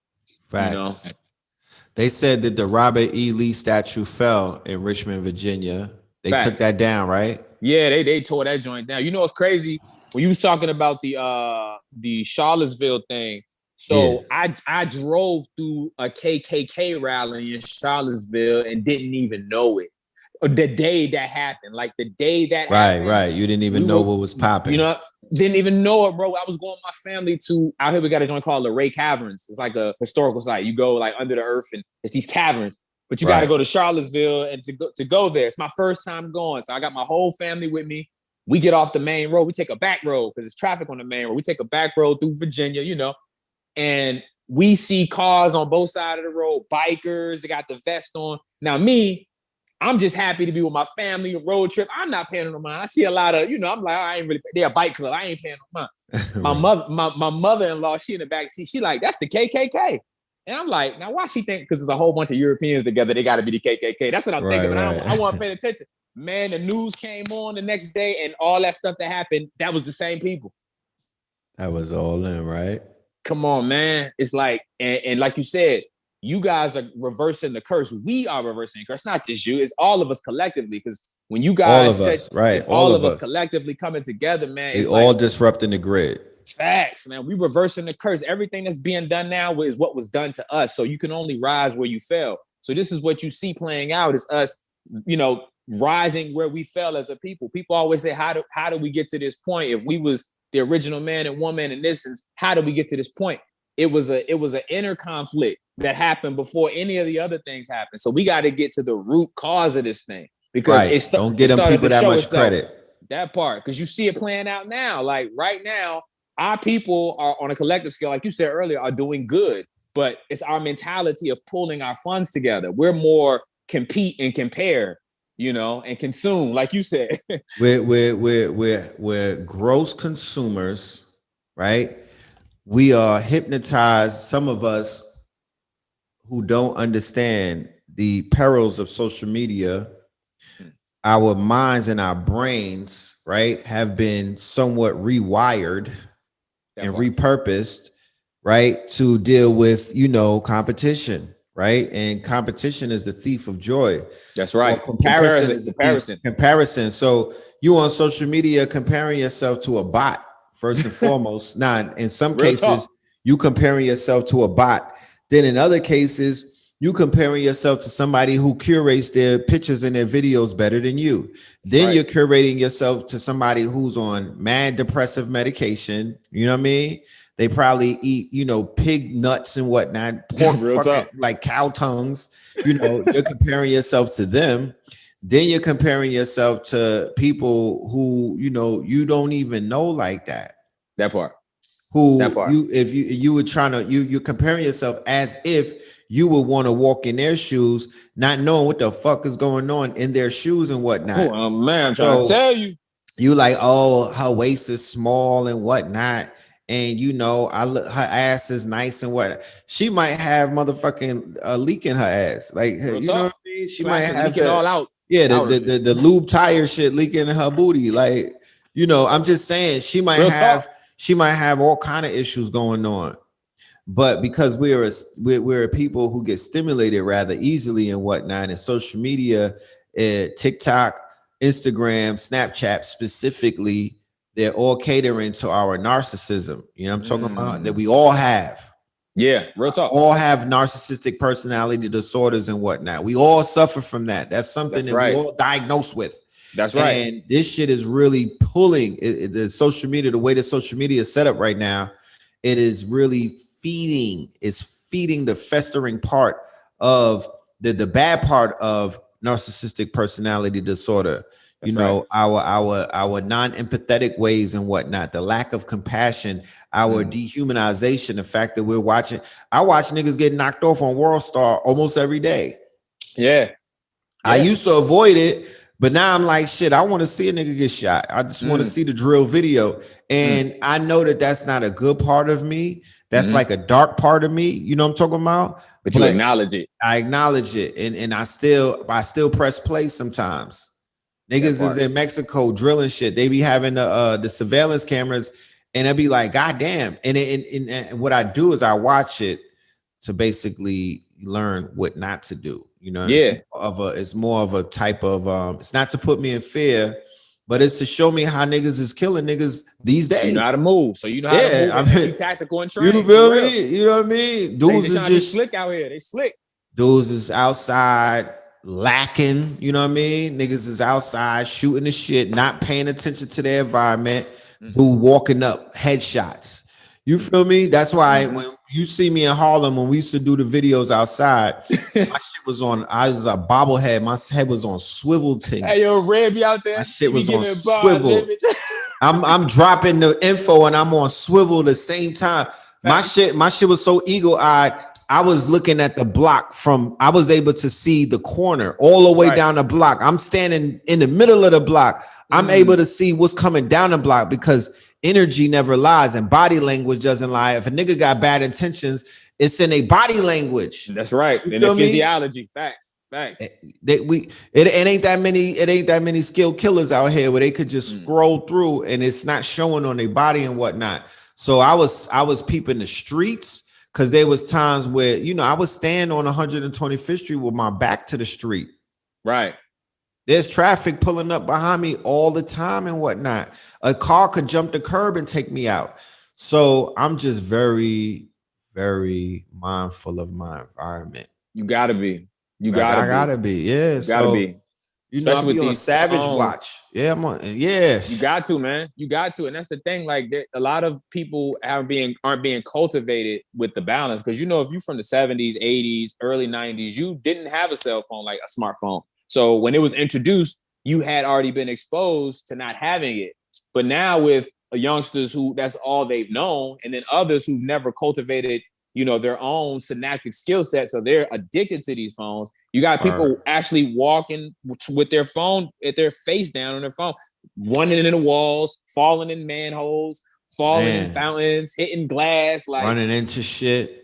In your car. For the family in the chat room, I'm putting a link for my interview on EYL right now in the chat. I just dropped it in the thing. Fire. If you want to watch the video, it's 2 hours. It's on Earn Your Leisure with 19 Keys called High Level Conversations. We're gonna build on this real quick with you. Did you see the video? You saw the interview? Yeah, bro. I saw the interview. Fire. Shout out to 19 Keys and the great works that he's doing. Shout out to you, man. Keys, man. It's perfect timing, man, because you embody, you know, the collective conversation that needs to be had. And the way you delivered it, it was in a collective format where it could be digested by anybody. You see what I'm saying? Well, yeah, that's my skill set. You know what I mean? I call, you know, when me and Akibalon link up, I call our group Jada Kiss. And the acronym for Jada is Genius. Genius spelled with a J. Genius, academia, dissecting algorithms or something. And then my kiss is keep it simple, stupid. Yeah. Because, you know, my as the red pill, you know, I'm charged. That's you know, inside of my purpose of the red pill, what I'm out here doing is, as the red pill, I'm charged to be able, the skill set that I have to cultivate is be able to speak to 8 years old up to 80. And speak to them the same way. You know what I mean? And be able to convince them, whatever the convincing is, I have to be able to convince an 8-year-old all the way up to an 80-year-old. 80. Right. That's feel me? That's what that's my job. That's what I'm here to do and whatnot. So in the conversation that I was having with the brother Keys, and I know that I'm speaking to a woke audience, right? Because that's what EYL, the majority of their audience is woke. They're not conscious. You know what I mean? Right. They never heard of me. You know what I'm saying? Right. I'm one of Crazy. those names that is not really mentioned like that amongst the woke people. You know what I mean? Like they know their, Umars and shit. Like, they have their names and whatnot, but it's like woke friendly people. And I'm Right. not that Exactly. woke friendly. You know what I mean? So Facts. when That's what I'm saying. It's perfect. yeah. So when we was building and shit, I'm like, I want to make sure that the build is not too far off, because I'm like, I'm not really trying to build with the super deep niggas right now. I'm on EYL. You know what I mean? I don't have to. That's not they not tapped into this channel like that. These That's woke right. niggas are. You know what I mean? That's right. And the furthest that they probably heard of is Black Lives Matter. Yeah, real That's talk. that's why high level conversation is a disruptor on that channel. He basically Facts. snuck in. Yeah, no, Like facts. he's a disruptor. You know what I mean? Yeah. He made it in because all we need is one. That's it. the he is a textbook example of what they call the spook who sat by the door. Yeah, So man. spook, he would be the spook, and the door is EYL, right? And the spook that sat by the fact that he's in there, he now opens the door, and when I open the door, I bring others in. That's why we root for each other to go through whatever door that we go through. We don't bump, we don't shit on each other, we don't shit on our comrades, our contemporaries. We be like, oh, that's where you at? Okay, shit. Much respect. We support you. But Salute. Open that back door, my nigga. Because that part. You need to come up in there. You know what I mean? When the GD's in the building. That part, man. Real talk. So that's what it's about. The main crux of the interview that I wanted to get across to the world, to black people, right? To our people, to my niggas, was the conversation that we initiated about the fantasy industry. That to me would be the crux of our whole conversation. That was the point that I really wanted to get across. And I would have hoped, maybe if we do a part 2, we could expound more and just stay right on that. I'm ready to stay right on that for about 2 hours or 3 hours. And I would want to do it with Keys or the brother Rich. I love Rich's questions and whatnot. Yeah, salute. But I like to play I like to go back and forth with the brother because he's able to return the lobs and whatnot. Too easy, right? Fact. Yeah, he's able to send it back and whatnot. So everybody understands with the fucking fantasy. You don't have to be super deep. You don't have to be a master teacher. You don't got to be a college graduate. You remember watching cartoons, right? And when you look back at those cartoons, you might not realize that you was being indoctrinated whilst watching it because you had a undeveloped brain. You had an undeveloped mind. You were still in elementary school when it came to some of your quote unquote intellect or your knowledge and whatnot. But one of the quote unquote best things that we have going for us when it comes to us gaining knowledge of self is that when you go back and re-examine a lot of the things that you were picking up and reading and examining and watching when you were quote unquote asleep, then you have these special glasses on and it's like a cheat code. You have more, you'll enjoy it even more now. Because now you breaking that shit down, you decoding it, you deciphering it, and then you seeing that they put all of these Easter eggs and nuggets in there to put you to sleep. And you realize that they were trying to talk to you, but they were talking to you in a language, symbol literate language, or through symbol literacy. They were trying to speak to you, but the language, they crafted their conversation to only appeal to the ears of the initiates. That part. I'm talking about. That's why writers are so important. Once again, in writers Hollywood. run it. Writers run. That's why it's called a script. Scripture. Like stick to the script. That's why I say control the narrative. That's one of the names of my podcast is control the narrative. If you control the narrative, that's like 90% of the game right there. Because like you said, people are so impressionable. So you put the lights, the flashing lights, you got the memory.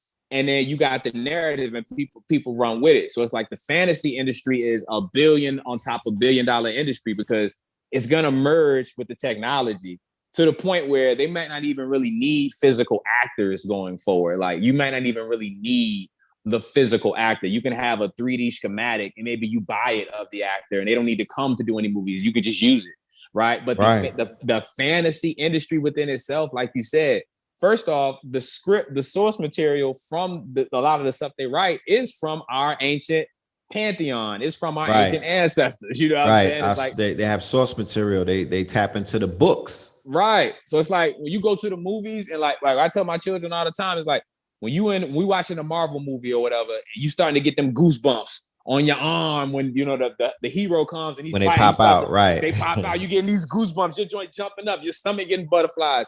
That is your genetic intelligence, your biochemical intelligence telling you, screaming to you, yo. They talking about you. They talking about us. They talking about you know.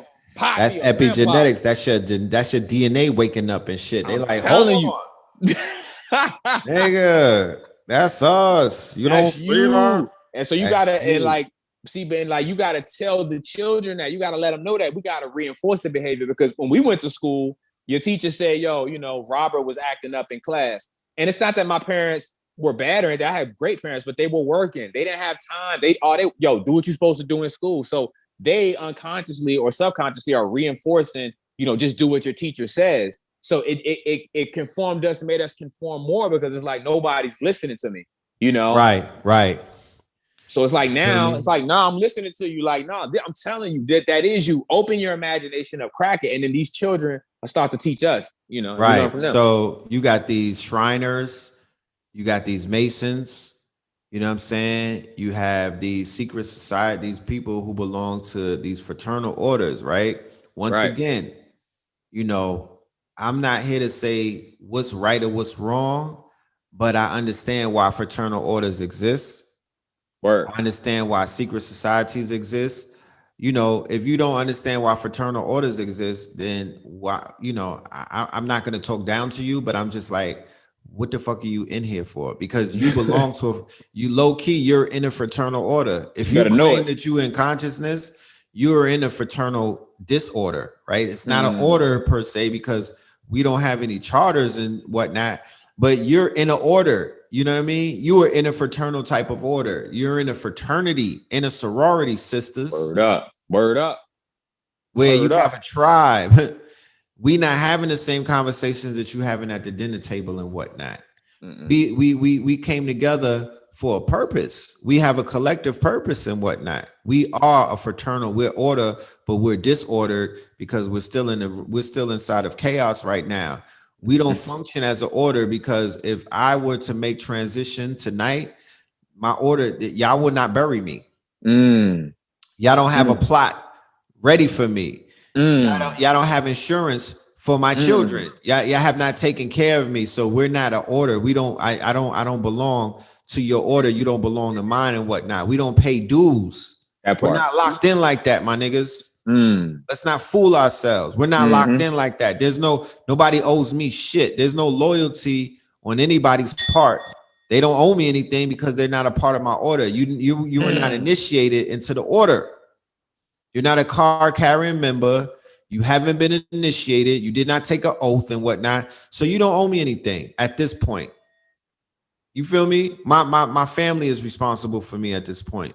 Feel me? That's real. What the order represents is the family outside of the family. I got you. Word. You need work? I got you. You need somewhere to lay your head? Nigga, I got you. You need to put in some work? I got you. You need me to look after your peoples? I got you. You need some resources? I got you. You need some support? I got you. That's the order. And we get upset when other people click up and they team up and they band up and whatnot, and they put their money together and they put their strength together. And niggas get in their feelings because you get in your feelings because it's from a place of lack. You realizing that you don't have that shit. You seeing people move and it's your motherfucking lack. It's you're envious. You're envious because somebody got it together before you could get it together and show your peacock feathers and whatnot. And people got upset when I came back from LA and I spoke favorably about Little Mexico and whatnot, or the Mexican wholesale district. But it's like, no, I'm gonna speak about it from a non-emotional. And yes, I do know that there's a history of racism with the Mexicans. I just saw the shit with the Tiger video and the dude from the radio, whatever. Oh, okay. Yeah, that part is racism in New York with the Italians and the fucking Spanish people sometimes, and other peoples and the Indians and the Arabs and Punjabi and them. So what? Mm-hmm. So what? It doesn't stop me from observing the fact that when I go into the bodegas, them niggas is running together. They got some shit going on in the back. They might be selling birds. Shit, they might be selling cats. I don't know what they doing, but I know there's a lot of people that go in the back room. They doing numbers. Yep. They doing sports betting. Yep. They selling all kind of shit under the fucking counter. You know what I mean? And they stick together. That's right. When I go into the Mexican neighborhood, right? They got the Mexicans working for them. There's really no real Mexican neighborhoods in New York that I could think of. You know, there's Puerto Rican and Dominican and whatnot. When you go into Dykeman, right? The people is like, oh, they racist and whatnot. I mean, you know, they Dominicans be on their shit, but they come together. They about Dominicans only. Nation. What you say? Nation. About that nation first. Nation first. And we still out here apologizing to people when we nation up. That part. And then we still having conversations. We let the world see us argue for 10 years about nationality, right? You niggas don't have a nation yet. Still to this day. To this day. So when you go to Chinatown, you see what unity looks like. Yeah. Real talk. You try stealing something from Chinatown. Dead ass. You try shoplifting in Chinatown, nigga. You try the 5-finger discount, nigga. Try boosting the onion. They will bust you upside your head with 1,000 sticks. Word up. You steal from one, you steal from all. You could come up missing. High mentality. When you go into the Italian neighborhoods like Bensonhurst and other places where we be like, they don't like us, Howard Beach and shit like that, where Gotti is from, like they're sticking together, even though there's infighting and whatnot. They got of course, they knocking each other off on some mafia shit, but you let a nigga come out there and try to act up. It's a problem. You're going to be a mural. Yeah, they're going to make you a t-shirt. Principles. Code. So my whole thing is, look, we in disorder right now, and the best thing that we got going for us is some order. Blue Pill put a picture, he put a story up about Donald Trump burying Ivanka Trump on his golf course. Damn. She got a little plot of land, my nigga. It's no elaborate shit. He dumped her ass and gave her she don't even got a tombstone. Damn. But he showed the article where Trump got a tax benefit off of the quote unquote on his golf course by making it a motherfucking cemetery. Right. So he got a tax benefit. He got 3 different tax benefits by making that somewhere where he buried, by basically making it a burial ground. That's slick. So my thing is, where's our burial grounds at? That part. What's the ceremony? How do we dress? Who's like, that's what is the elders making transition and going to a fucking church? Come on, man. So a preacher could lie about them? No, I don't want to. I'm walking out. I don't want to hear that bullshit. If y'all not playing, if you calling my master teacher by his government and y'all not playing their videos and whatnot, I don't hear their message. I'm not, because they didn't do all of that shit to for their last day to be lied on by the fucking preacher. You know what I'm talking about? Like he was a good Christian and this motherfucker wasn't even in the church like that. Right. That's what they do too. That's what they're gonna do. But we don't have the infrastructure set up. Well, let me say we haven't come together and pulled our resources enough yet collectively to have these things set in place. Because like you said, life insurance alone, like if you have children, if you don't have life insurance, we should have something community-based where, look, as soon as a brother transitions, everybody $150, $200 or whatever, or we paying every month. I got friends who work in life insurance. These are things that should be already set up, but we have so much infighting based on this knowledge fighting of who knows what and who You know, I know more intellectual than you. masturbation. Yeah, it's like, man, And we're not here for that. nothing has been done while you was masturbating. Nothing got built. Right. You feel me? Nothing got built. Nothing has been erected.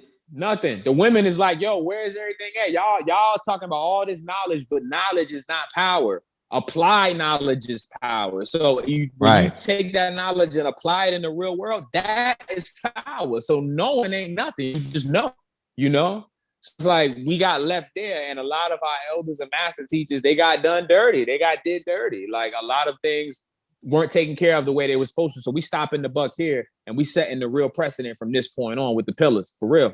Yeah. So I'm gonna be bringing more information, and it's not just gonna be talk. It's gonna be proof. It's gonna be action. It's gonna be, some real shit. You know what I mean? So that's a conversation. We need death doulas as well as life Word. doulas, birth Yeah, doulas. man. We need doulas to help us in our transition. We need burial grounds so That's we can right. get tax exemption for the people who live. Look, I'm in ATL, but outside, like they're buying. You have the Hereafter Farms, and you also have Somerville. Next week, I'm going to Queen of Four, a ceremony where she's going to be launching. She has land. She has acres Oh, in wow. Somerville Village, right? So she's going to have an official ceremony next week. She invited me, and I'm like, yeah, that's the land where we bury our people on. That's what I'm talking about. You know, you could actually be buried as a tree. Like you could be seated and be buried as a tree. So we can have our own Yeah. forest of us Yes. and our own land. Like it's infinite possibilities and potential. But like you said, that comparison is the thief of all joy. We gotta really see. I'm glad everything is happening the way it's happening right now, because it's gonna force you to either, sink or swim in relation to coming together with your people, or Yes. really, going the way you're going, because we're really gonna need each other out here. We really are truly are gonna need each other with the way this economy is going, the way that the systems are being structured. You either are gonna get hit by the wave, ride the wave, or precede the wave. And that's why membership is key, because a lot of the information and intel that a lot of us have, you're not gonna be able to get it unless you're connected directly, because this is how wealth is made. People who precede the wave are going to be the wealthiest. People who ride the wave hear about it and see, monkey see, monkey do. And the rest of the population gets hit by the wave, Right. So that's where we at with it.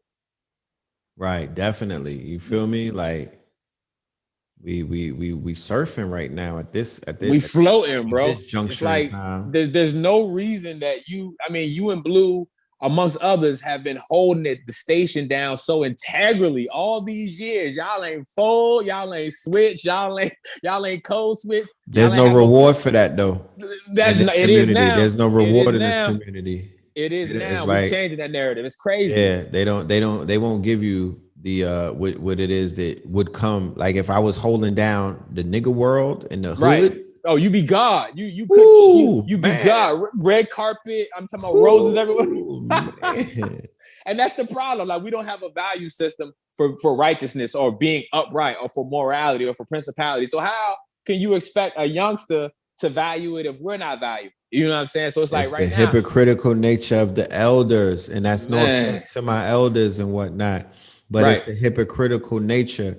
Like they don't reward each other. So how the hell is these little kids gonna feel like that y'all finna reward them for acting good or for not drilling each other and for not killing each other and for not prostituting and for not being fucking knuckle draggers and whatnot? They don't see enough progress for the people that y'all say that y'all love in this community.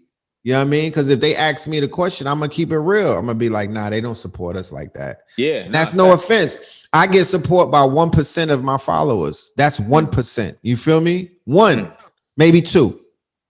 And overall, I'm not that far off of the mark, because initially they say that that's what's supposed. That's how social media is set up. You're only going to get 2% of the people to support you. There's a bunch of people looking at my face right now, and they have no intentions on doing anything positive with us. They just it's like they almost peeping toms. Right. Like background people in the movie, when you can be a main character in the movie. Like stop being a background character in your own movie. Like in your own video game, right? Yeah, like, man.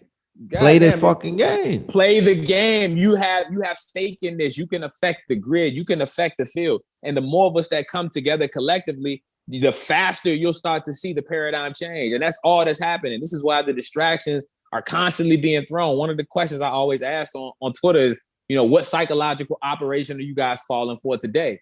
And it's not that these things, it's not that these things are not real, but a lot of these things are manipulated or orchestrated. It's not that bodies aren't really dropping, but at the end of the day, these distractions are being revved up because it's psychologically wiring you and psyops. They just coding you, and they're like conditioning you for a new paradigm while they, like you said, while they're scrambling trying to get things in order. So it's like, man, look. Stop falling for these psychological operations, because people are always talking about conspiracy theory. And I'm like, look, everything is real. This is how I fast track people. Everything is real. All the conspiracies are true. Now what? Now what you gonna do? Right. Now what? Once we got that out the way, because they'll slow roast you for like 18 years, just conspiracy talk. But what about this? What about did you see the cloud? There was a spinning space you around. I'm like, yeah, y'all spinning the bottle and whatnot. Where's the action? Like, I'm ready to do something. I don't want to talk. Yeah, I'm ready to talk. I'm ready to do. I'm a doer. Yeah, I'm a doer, knower, and a thinker. But I'm ready to do, because I promise you, in the doing, as a doer, you're able to make more memories. Mm-hmm. You have a closer connection to being immortalized. That's right. Because if I could take what I know and do something with it, like let's just say that I took a lesson, one of my mini lectures, and turned it into a documentary. Now, when Brother Red leaves this quote unquote planet to go back to Sirius and whatnot, that documentary or that book or those cartoons that I created or that comic book or that toy that's in my image and whatnot has the capability to live longer than me. My shit might go crazy like Hello Kitty, nigga. Facts. Facts. Hello Kitty. Yeah, Hello Kitty grossed $75 billion ever since their quote unquote inception in 1975, same year I was born. So Hello Kitty as a brand, right? Hello Kitty is not a human being. It's not even a company. It's not even a corporation. It's a brand. Yep. Right? It's an idea. It's a fucking cat, my nigga, that somebody thought of. And it's a billion cats in the world, but somebody was like, let me draw a cat and call it Hello Kitty. Now this idea, it was conceptualized and it turned into shoes, apparel, posters, pillows, sandals, baby carriages, baby bottles. You know what I mean? Lunch boxes. Yeah, I'm talking about one brand, billions. That's crazy, bro. Japanese too, right? Japanese, right after they got bombed and shit, somehow, some way, these motherfuckers that were still suffering from radiation created Hello Kitty, my niggas. Yeah, real. And that's what I'm talking about with the fantasy industry. That you talking about a solution, and you want to get out of poverty and whatnot, and you know, well, God damn it, you could, what's your mind like? What create? Yeah, create, bro. We know what that neck do. What do that brain do though? You know what I'm saying? What do that brain do? The other brains, not that one. Real talk, creativity, because that's where it's gonna go. Because you got to think about it. Like when automation, is fully up and operational, where especially down south, a lot of people work factory jobs where they stand in the assembly line, do the same thing all day. So when machines come in, and you don't need humans to stand behind the cash registers or stand at the conveyor belt doing the same thing. Now you're gonna have people who are used to being told what to do, where to be, when to go. Now they don't have this. So it's like, what do I do now? Right? It's like a perfect example. When a lot of people retire, if they don't find a new hobby or a new skill set or something to interest them, they pass away. They die. Right. So it's like, now what's going to happen to that working class who doesn't have to go to the factory, or the cash register lady who doesn't, we don't need a lady behind the register. What are they doing? That's why I wrote my book. It's like, yo, you really have to do a deep dive into what you're gifted at, what you're passionate about, or what gets you excited. And that ultimately will lead you to your purpose. You know what I'm saying? So super facts. It's major key that people start to really think about, okay, because it's about money. People, I always ask you, why you want money? You want money so you can do what you want to do when you want to do it. So it's like, all right, that's why everybody pretty much wants money. That's called freedom and abundance. So the fastest way to get money is to start doing what you want to do when you want to do it. That's what's going to make the money start to magnetize and attract to you that much more faster. Instead of you thinking, oh, how can I make money to do what I want to do? No, start doing what you want to do when you want to do it. And the elements will start to facilitate in your favor to give you the money to start doing what you want to do. You see what I'm saying? Right. I had to learn that. Like when I used to go buy stuff, I used to like cringe at the price, or now I'm like, the Your price mind is a magnet, right? Your mind is a magnet. There's no, God is not up there making it rain. Oh, hold on. She need her rent paid. He not out there sprinkling shit like Salt Bay on you broke niggas. You know, you attracted the money. The shit is inanimate. It's an inanimate object. It's the currency. It's the energy. You bring everything to you. Ooh, fact. Your mama, she's setting a place. She's a prayer warrior and whatnot. She's just like the wide receiver. She's helping out, my nigga. She's throwing assists, but it's really you, bro. Whatever bills that you're paying, even if you busting your ass working, that's called sweat equity, right? Yep. But it's not just the sweat equity that's getting paid. It's still in your mind. You had to get up. You had to push yourself to get in the car. You had to push yourself to not fall asleep at your fucking desk and whatnot. So it's still you. You're the one. You said you have in your mind, in your mind's eye, the bills that you're gonna pay, the shoes that you're gonna buy, the food that you're gonna order and whatnot. You budgeting all of that shit out. You're manifesting and you're bringing that currency to you. Yep. Even if it's your zaddy dropping that shit off and whatnot, you still thought about the fact, hey, zaddy, what you doing? I'm good. You know, I'm just putting my eyelashes on. Say, daddy, would you manage to have another $10,000? Because you know that Birkin just came out today. You know what I mean? That's all you. They're dropping on them. You manifested that with your fucking game and shit like that you shooting on your zaddy. That's all you. Real talk, bro.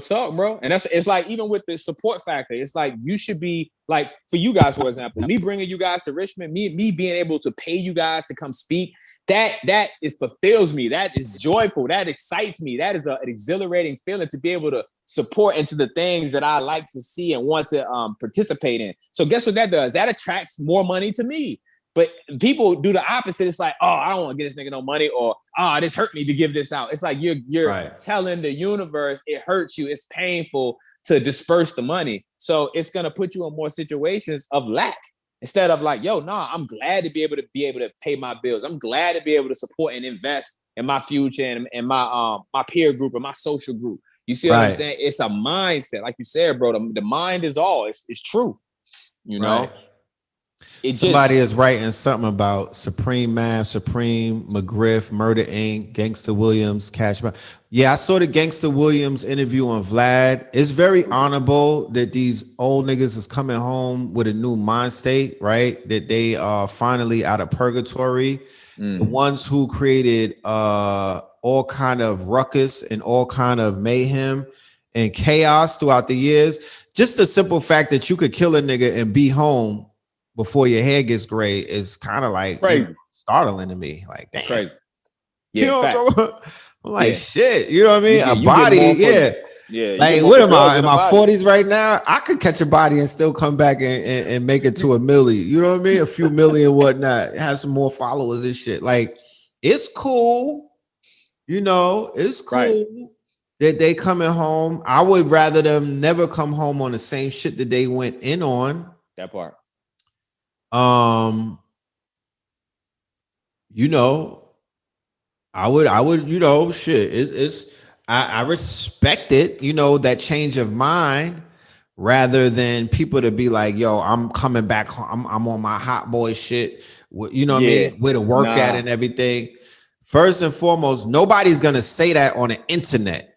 These niggas is not that retarded. Nobody's just gonna say that. You know what I mean? First of all. Second of all, it's interesting to see the pushback that the OGs are getting from the newer generation when they try to come home on that peace shit.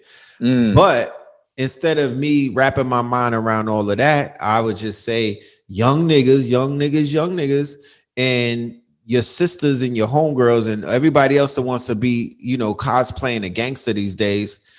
Go and look at those fucking Vlad interviews. Just pay attention to these old heads coming home trying to, because they look goofy, but it's like, I'm not going to judge them. You know what I mean? It is what it is. They're in a tight place. They're in a catch-22. They don't want to go back. You just came from being buried alive. I don't care how institutionalized a nigga is. You don't want to never go back to somebody telling you when you could go to sleep and take a shit, bro. That's not tough. That's dumb. It's whack. That's whack. So the only thing that I'm pulling from that is the lessons of you don't want to come home looking like an old fool talking to fucking Vlad or Vlad's son when you come home, or whoever is out here interviewing niggas. You don't want to come home and sit with Adam 22 to try to, what camera is filming? This one? Camera one? Okay. All right, look. All of you young guys out there who was trying to be like me, that's not the way to go. I promise you.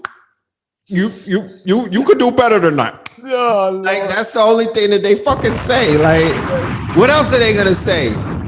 I'm trying to tell you, don't do it. What else are they gonna say? But man, look, why don't they tell these young niggas when you in your cell 2:00, 3:00 at night, you gonna hear grown men wailing, crying, bawling like their babies. eyes out. Like little babies. But I promise you, that scared straight shit don't work. These little niggas, these young generations, they turn. They watching the Vlad interviews. They like, fuck that. It's not gonna. I'm gonna be the one that got away. Right.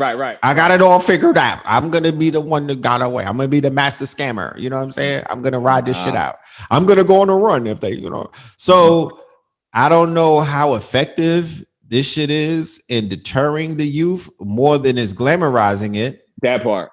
That's the psychological operation within it, because look at the attention that the like you said, all of our movies. I watched Sammy the Bull on Vlad, and the way that Vlad set it up, he had 2 hitmen on there. He had another Italian nigga, and they just talking nonchalantly. Yeah, I knocked about 20 people off. You know, I shot him right behind his ear, and it gave off a special kind of sound. It was like a whistle. I'm like, God damn.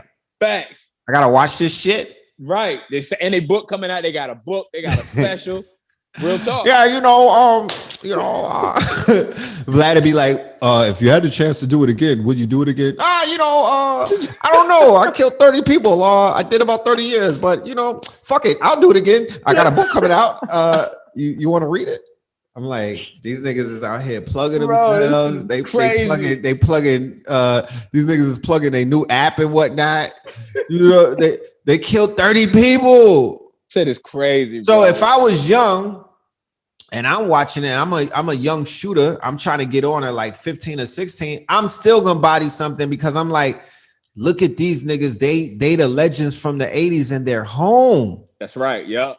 Right. They're home. It's a lot of niggas that's home. You're not hearing from the people that's behind the walls giving you the horror story that continues on. You're looking at niggas with shoe deals. Like Emery got a Puma deal and he's on private jets with Jay-Z. It's still for somebody that's taking penitentiary chance and risk and whatnot, you flirting with death, you like, nah, I could do that. I could stomach that. I'll sit down for 30 and come home. No, sir. Man, let me tell you something. My cell buddy, I did time, right? So my cell buddy, he got locked up the year I was born. So when I came in, he was my first cell buddy. When I came in, his name was Jerry. I'll never forget. He was locked up in 1982. I was born in 1982. So, damn. Man, when I was in there, he used to ask me simple questions like, how much is gas? And he didn't want to get out of jail because all his family was dead. He was the last person left. He had nowhere to go. Do you know, before I switched cell buddies, I did not go to sleep because I thought he was going to try to kill me to stay in jail. You know what I'm saying? To not get out. You know what I mean? Like, it's horror stories, man. Like, and somebody brought up the fact that a lot of the conscious teachers did time. And that's a great example because to me, In my humble opinion, that's the only salvation that you could get out of that life is if you were to come home and really get in the motherfucking trenches. Yeah. And it's no offense to the Freeway Rickies of the world, and no offense to the Gangster Williams, because he got a regular job and shit like that. But if you really about that life, if you really turning your shit around, you would be like, I'm putting as many hours into this shit that I put in this dope game. Maybe even more. Maybe even more. Maybe even more. If I was in the bando breaking day and whatnot, wearing the same outfit for 4 days, I'm a wear the same outfit for 5 days, listening to some Barbie and Phil, nigga. I'm in the bando like that. I'm in the bando with the motherfucking sea moss. I'm in the bando making candles, nigga. I'm in the bando making soap. That's what I did. I'm gonna fire Quiet Town and tie it down, and I'm gonna sell them some motherfucking incense, nigga. That part. That's what I did. The same way that we found Quiet Towns and tied it down to destroy the malls and to set up dope houses and whatnot. Well, you apply double that to waking the people up, if that's what you want when you first come home with your strong back and whatnot. You niggas is lying. I don't believe you. You know what I mean? We're gonna start a league for the children to play sports.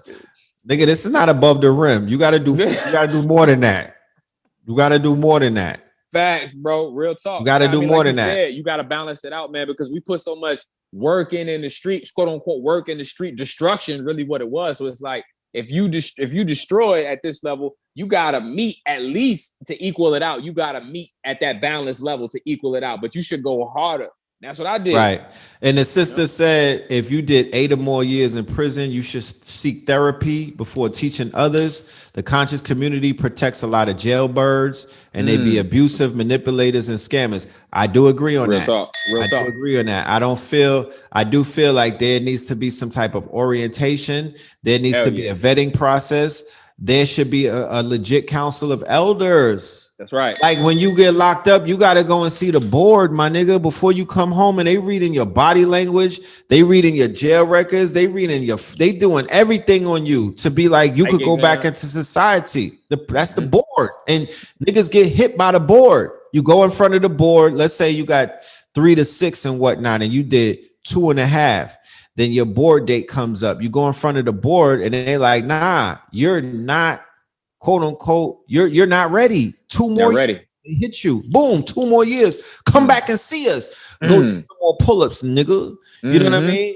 Go prove to us that you don't have, the evils in you like that. So when people come home, yes, after 8 and more, you a little institutionalized. There should be some type of reorientation into society. You should have, if you're coming into the community, you should link up personally with at least 2 of the master teachers, right? And you should be vetted. They should assess you. There should be a level of questions that one is asked and whatnot. Take a nigga's aura picture.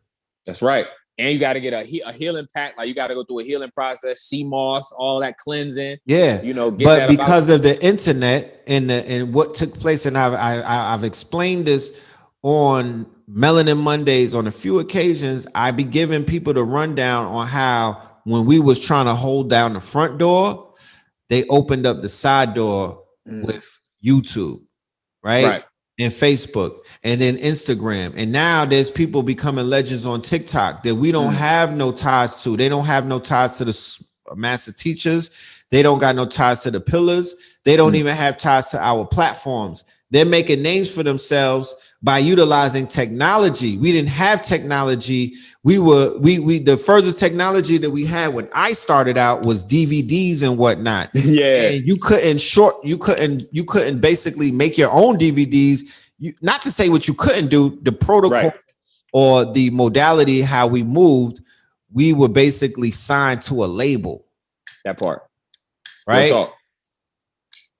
We're assigned to a label. Somebody says, but y'all have teachers currently in the community that y'all protect and call masters that are abusive, right? Look, everybody has their day, bro. You know what I'm talking about? And I'm not protecting nobody, first of all. Yeah, who is y'all? You know what I mean? I don't know what y'all is, but I'm not protecting anybody.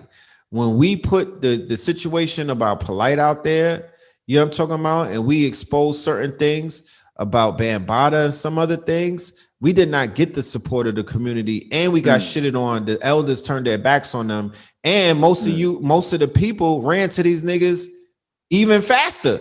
That part. So this is something. The art of discernment is very important. You have to be able to discern who you're dealing with. Some of these students, they want a certain type of teacher to talk to them a certain type of way. I've watched certain YouTubes where motherfuckers were cursing out the audience, calling them pieces of shit. I'm talking about defecating on the people, and they was throwing all kind of money at them, and they was supporting them, and they was soaking that shit up. You know what I mean? Yeah. So there's some people out here who need to be communicated with a heavy hand. Word. It's probably one of their kinks and whatnot. These niggas is sadomasochists, and there's people that are attracted to that. Yeah, weird shit. Real talk. There's some people that wanted to get scammed by Polite just to say that they got scammed by Polite. They just wanted to be one of the people that he scammed. There's some women that just wanted to get fucking abused by Nature Boy and raped and whatnot. They did that on purpose. What are you talking about? We rang the alarm. Trauma. But when they seen him on Sinetta's couch, they just had to have him. See? Right so there. If you big on relatability, don't fuck with the niggas that you know are out there on the edge and whatnot. You know what I'm talking about? Don't rock with them. You should be able to watch somebody and pick up on it immediately. For real. You should be able to pick up on it immediately. So if that's not your cup of tea, then don't drink it. There's enough people out here that they have different, it's called a clean glass and the dirty glass. If you see a dirty glass of water sitting next to a clean glass, why don't you just go and drink the clean glass? That part. You know what I'm talking about? Real talk or no talk. Real talk or no talk. Discernment is. But that's not my job. At the end of the day, my job is not to tell nobody who to listen to. You feel me? That's not my job. I didn't sign up for that. But I'm aware that there's certain teachers who have approaches to teaching that's a little hard, heavy-handed. I know that there's some brothers out there who have certain proclivities to the opposite sex. You know what I mean? They might not be able to communicate with them in the way that they want to be communicated to. I'm aware of shit like that. I'm aware of the fact that there's certain people, certain teachers and whatnot who, you know, they the way that there's certain teachers out there that say shit that you have to really like them to believe that shit. Like you really got to be into them. Right. Exactly. You really got to be into them to be like, this nigga's not giving me no sources. Nobody to, you know, no way to believe the shit that he's saying. I just believe him because I like his smile. Right. You feel me? And that's on y'all. Right. Exactly. You looking for that external validation. You look once you look outside of yourself, it's like, look, that external validation is getting people. If you're not grounding yourself and who you are, what your why is, what you're here to do, why you're doing it, then it's going to get slippery out here for you. You're going to be looking for people based off personalities, and you're going to get tripped up every time. You're going to find what you're looking for. And what you should be looking for is yourself. And I'm not talking to anybody in particular. I'm just saying in general, I had to learn. It's like, yo, what you're looking for is you. You're looking for yourself. That external validation is going to catch you every time. You don't need somebody to tell you, to confirm something that you're feeling internally to make it official for you. This is the difference between that confidence and, you know, people are not having any confidence and no like energetic zeal because you don't believe in your own self. So you're looking for somebody to try to reverberate off of, you know? So these teachers, I don't even want to call them teachers. It's really just become wrestling because like I said, the conscious community. You said wrestling? Like wrestling. It became wrestling. Everybody was their own wrestling character. Like right. It became like a show. You know what I'm saying? And it's like, when you have discernment, like you said, real recognize real, you can see the integrity. You gotta, if you're gonna judge people, you gotta judge them off their deeds. That's what we're taught in the Moorish Science Temple. You judge a man off his words, his works, and his deeds. So I'm looking at what you've produced, your D's. When you got brothers like Red, Blue, me, etc., that are people telling you like, yo, you changed my life. Like you made me look at life in a whole nother way. That is priceless. You can't even put any number on that. So it's like we have to establish some type of value system because you don't want to leave your source depleted. You don't want to leave the well dry. And that's what's happening in the community. You know, you guys are funneling all your attention, your resources, everything else to the very things we say we don't like, things we say we need are here. It's not like it's not here, it's right here. The solutions are here. Right. You know what I mean? It's like, so that's why we turn it up, man. It's like, yo, we're at a point now, we're in a crux situation. You see they scrambling right now because you cannot stop. Yeah, go ahead. No, go ahead. You got it. You just about to hit. I would say that over this year, 2021 and into 2022. 2021 was the year of exposure. 2022 was the year of motherfucking lockups and cases. Yes. The people who need to be in jail, they in jail. Yeah, real talk. It's about 5 conscious leaders or teachers that y'all called your leaders and not me. Right. So they got cased up and you know, I don't have, you know, it's like what y'all got to say about that? Nothing. But they still want to criticize at the people that's doing the work. And I'm like, yo, how is it people that's not doing no work are criticizing the people that's doing the work? And it's like at the end of the day, that's why I be saying no leaders. I don't mean we don't need leaders collectively, but ultimately when I say no leaders, it's going to force you to become the leader. Because if there's no leader, now you got to turn back on yourself to become your own leader. And if we're all a leader, you take out one, you got 1,000 more over here. You see? Right. We were told that by the master teachers when they first came, before they had social media. Phil and Bobby was like, yo, don't follow me. I'm not worthy of your following. You know, I'm not your leader like that. You know what I mean? I could be your teacher, but I'm not here to lead you. You know what I mean? I'm not even going to be here for long. Right. And then social media came out with this whole thing, you know, with followings and everything, and everybody became followers and shit like that. So the aspect of what you're saying, the brother's name is Sir Bay. So the aspect of what you're saying, where we become our own leaders, you know, that's cool and shit. But that you know, that there was a rebuttal to that. That just didn't come along. Like when the master teacher said what they said, Mark Zuckerberg was like, okay, word, hold my beer. Follow me. Hold my beer. If you talking that shit, let me show you what these niggas is really about. So they came out with all of this following stuff. So my whole thing moving forward, and I was like, yo,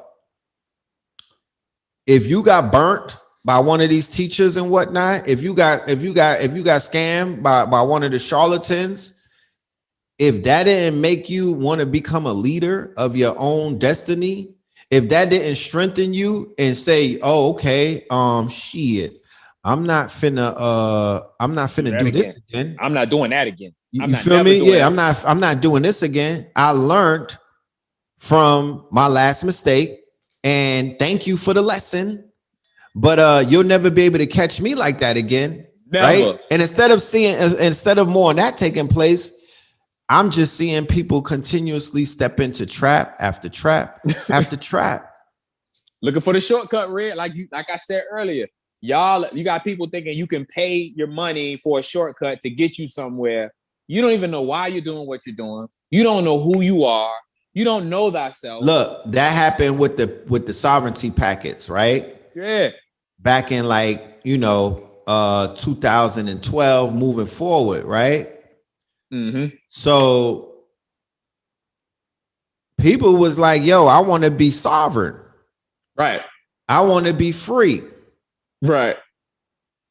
I want to be, you know, I want to live, you know, I don't want to pay taxes. Mm-hmm. And instead of doing the research, instead of going, you know, to go ahead and edify themselves by putting in 10,000 hours, they just start throwing bread at these people online. It was like, yo, I could take you and make you a sovereign. And niggas was pulling out Blockbuster cards as their driver's license. Getting booked left and right. Real talk. Looking crazy. Getting real 720. Talk. They had to go get 730 evaluations. You know what I mean? You go in front of the judge. Oh, I'm an alien. Because there's no it's like I say, I always say, I say this in Clubhouse all the time. I'm an alien. It's the teacher, it's the student who copies off somebody else's work. And then when the teacher calls you up to the front of the class to say, hey, little Johnny, okay, now you got an A+ on your test. Now show me how you got to work. Now Johnny can't explain it because he copied somebody else's paperwork, or he transposed, or he doesn't even have a concept of how to even articulate what he's got on paper. You see? So you're gonna look crazy.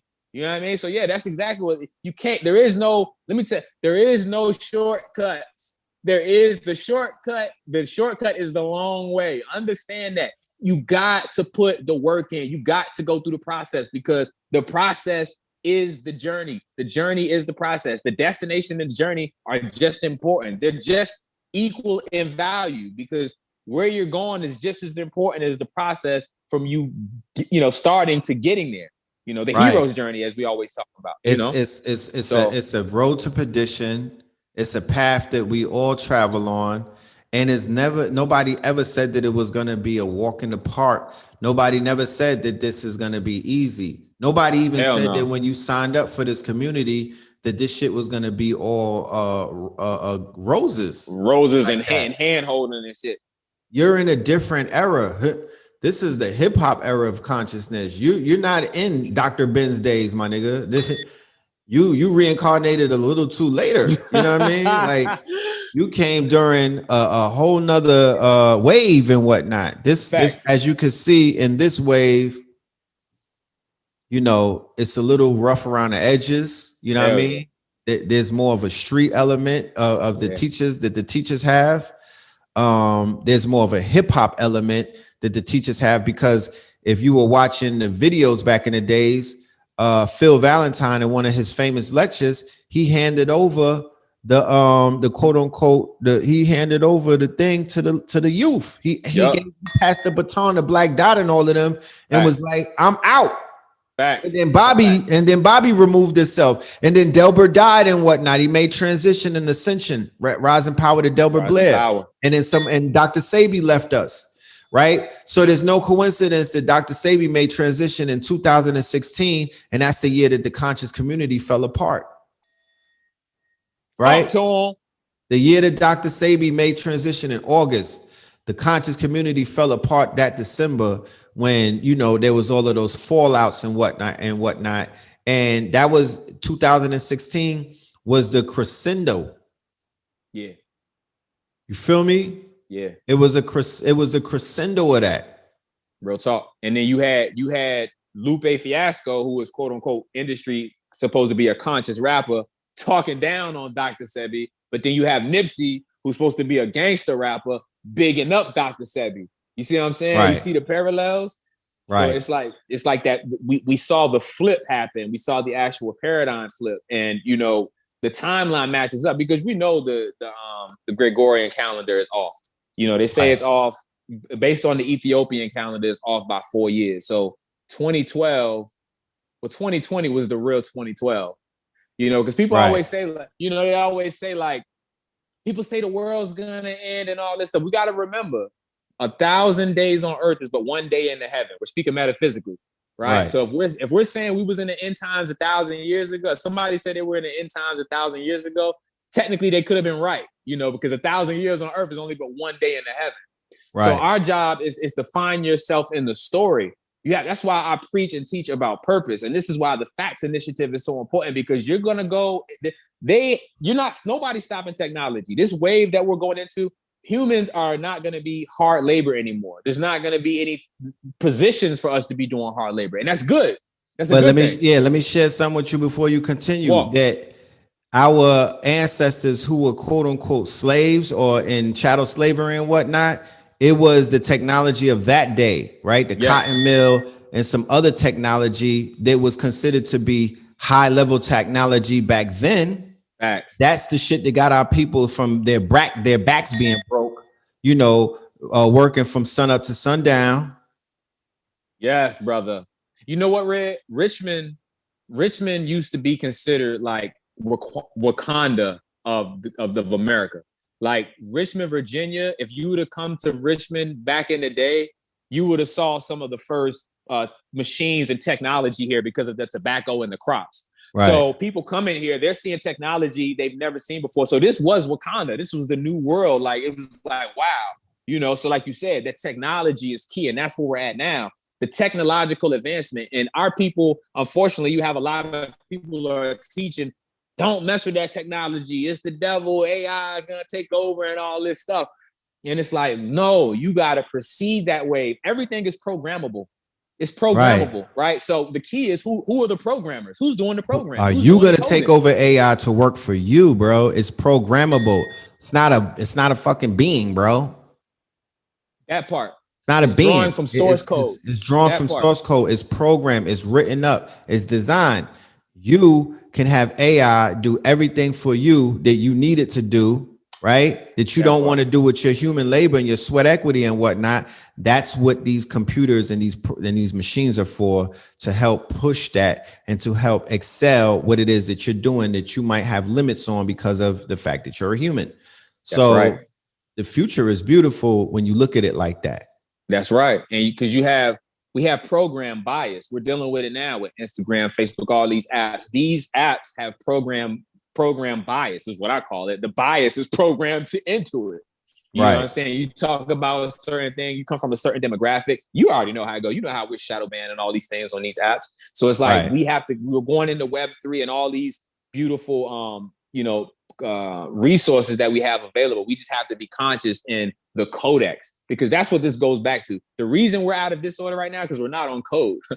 Each of us are biological computers. Each of us literally are computers. You know what I'm saying? But we're not on code, right? Somebody has come in, a false architect has come in and rewired us and changed our coding. But luckily, you know, we're like X-Men. Some of us wake up through trauma.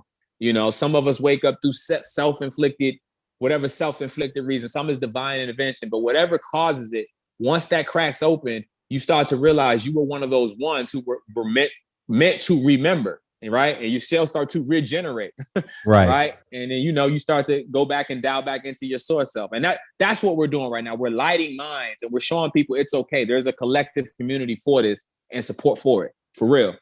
Right.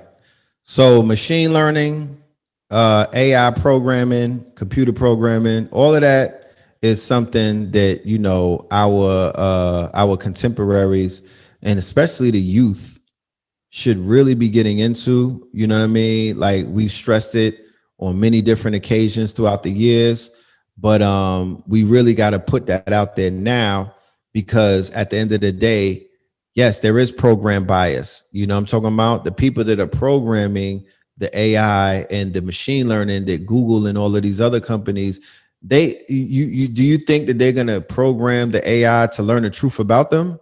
You think that they're going to program the AI to be non-favorable to whatever agenda that they're pushing?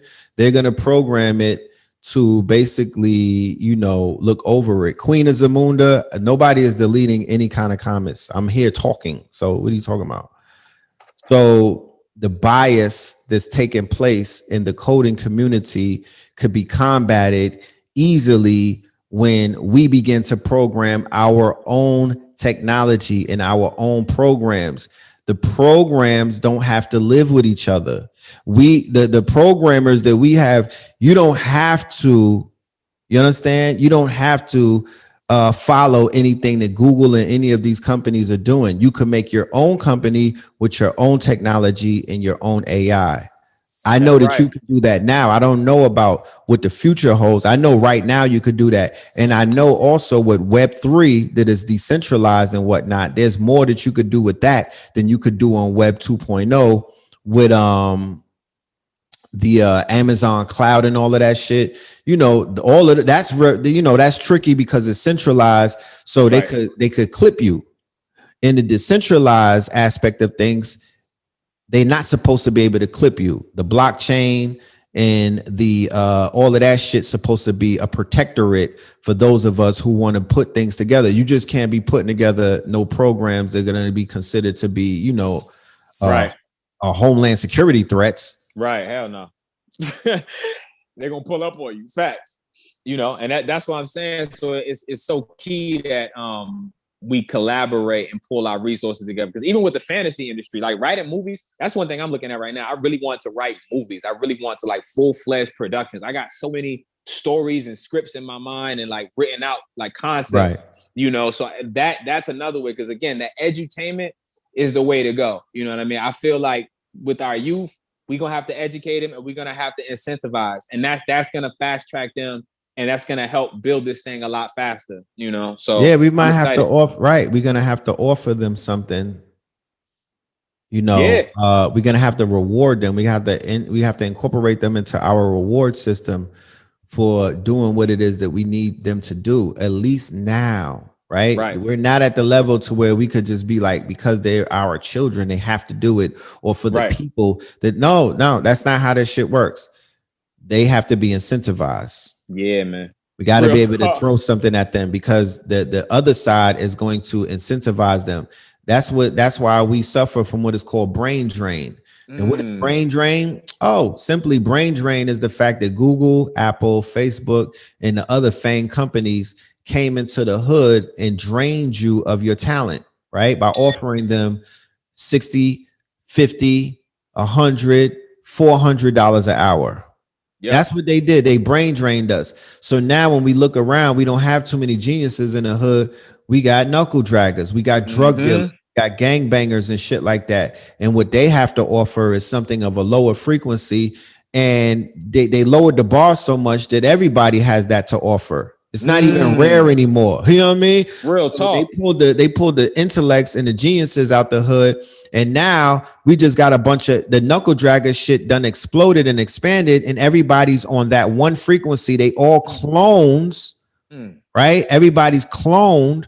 So there's a million little baby clones, and a million NBA young boy clones, and a million Kodak clones, and everybody wants to do what they do, rap like they rap, live like they live, but nobody is cloning Idris Sandu. Come on, man.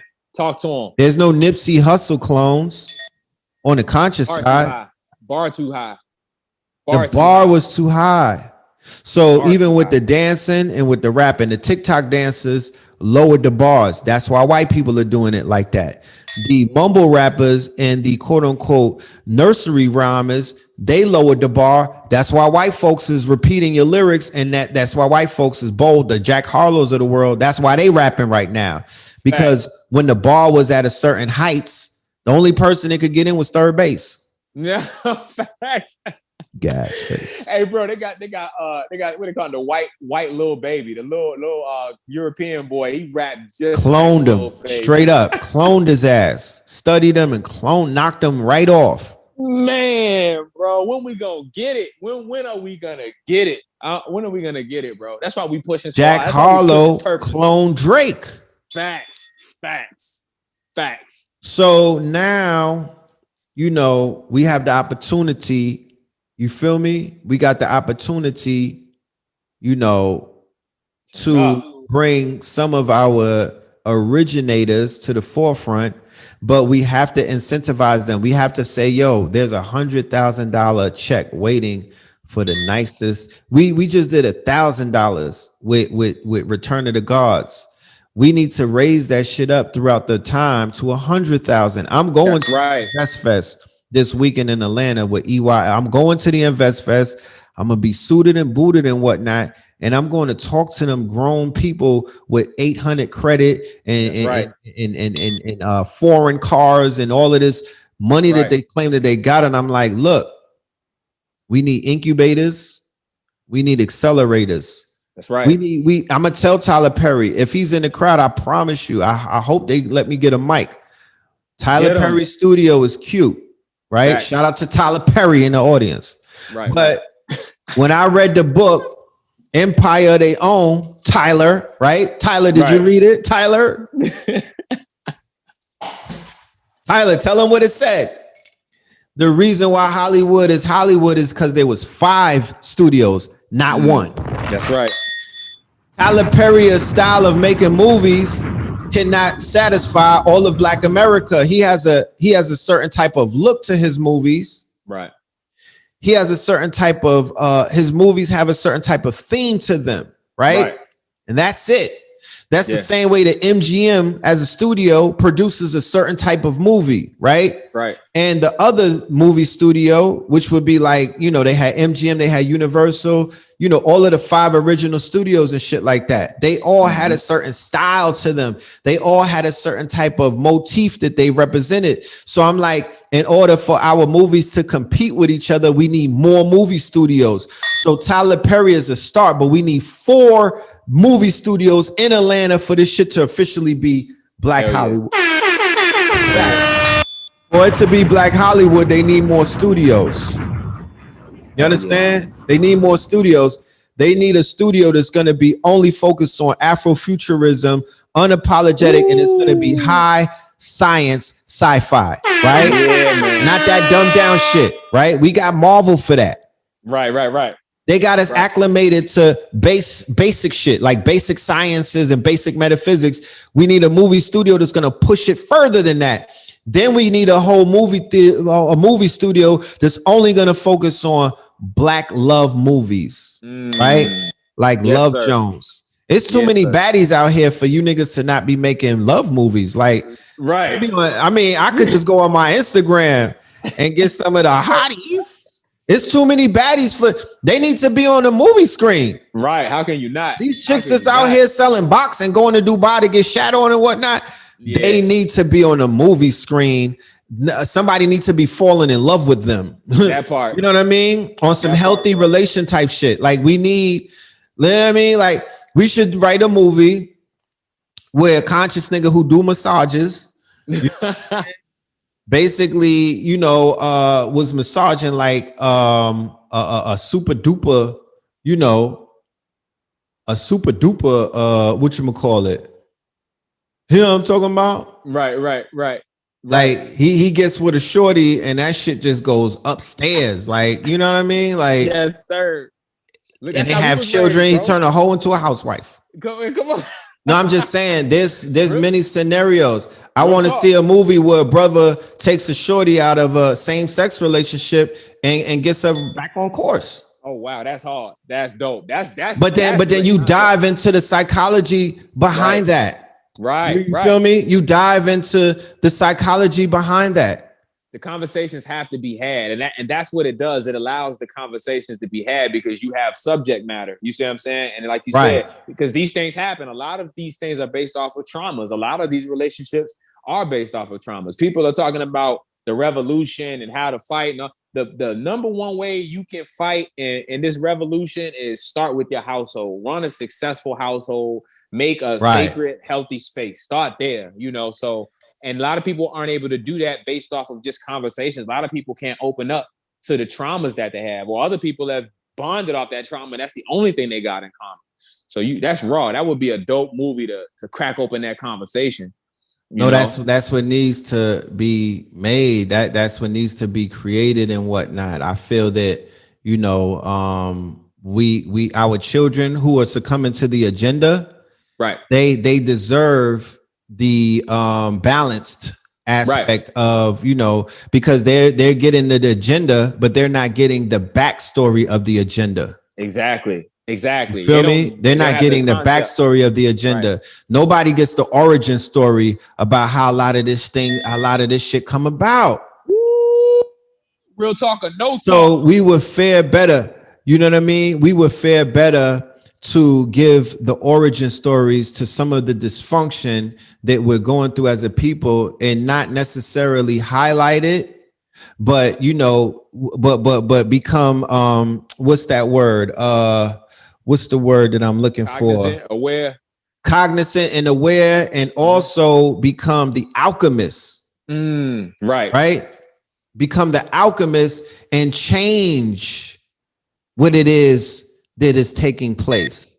There's no agenda. Why we could do a movie for my Afrofuturists. Why not do a movie that starts in 2030 and somehow, some way that the AI put us back in power? Woo! I shouldn't even be on this shit like this. I'm on a public platform giving out private information. $1 billion game. Come on, we wake up in 2030, right? And we got our AI, right? Because some conscious programmers programmed the artificial, right? The AI. Woo. And they put the white man on trial. And what is called machine learning is simply feeding them the history lessons. Here, I'm gonna feed you the Moorish history lesson. Here, I'm gonna feed you the shit about the Americas that they lied about. Here, I'm gonna feed you the fact that the original Britain, the British wasn't even, they was amalgamated. They weren't even all white. Here, I'm gonna feed you that they just became white. You know, all of this shit. And then the AI, when it became sentient, put the European, who is a motherfucking menace to the galaxy, on trial, and they was found guilty. Woo. And then they gave us our throne back because they wanted to save the planet, because these people is fucking shit up. Come on. That's what I'm talking about, flipping the script and giving our people. What about a what if movie? What if El Malik Shabazz didn't get assassinated? Oh, he went to Africa. God. What if El Malik Shabazz got word that they was trying to knock him off, and he never left Africa, right? And he linked up with Kwame and Kumar and them. He linked up with the legends out there. Ooh. Man, we and then that's a what if movie. That, remember, Marvel has a whole series called What If. What if they didn't knock Malcolm off? Come on now. And he started his organization and whatnot that he was intended to start, and he took the UN to court for human rights and whatnot. And then he made peace with the Nation of Islam, and they didn't have no drama going down the line and whatnot. And they just came together with some Islamic shit. To this day. What if Malcolm went to Africa and he learned about the Moors, and he came back and he revived the Moorish Science Temple? To this day. To this day. And it can be animated. It don't all got to be live. Some of it can be animated. You know what I mean? I'm talking about. Man, come on, man. We have the opportunities in front of us, because it starts with your pen, and the technology is out there. Like the brother said, we got the technology, we can animate it. We have the technology, we can make it a video game. We have the technology to where we can make it a short. We have the technology that we can make it a webisode series, or something that could be like a docu. It could be shot like it's a documentary type of series. Like you interviewing me, and I'm at like 80 years old and whatnot. Oh, back in my day, on YouTube. Word up. Hey, yo, shout out to Black Sands too. They got a nice comic book. It's a comedic comic book. Shout out to Swaggertrons. I got a brother who put out a comic book. She sent me some visuals. He's making a comic. He got some designers and whatnot. He took a comic and now he's making an actual cartoon.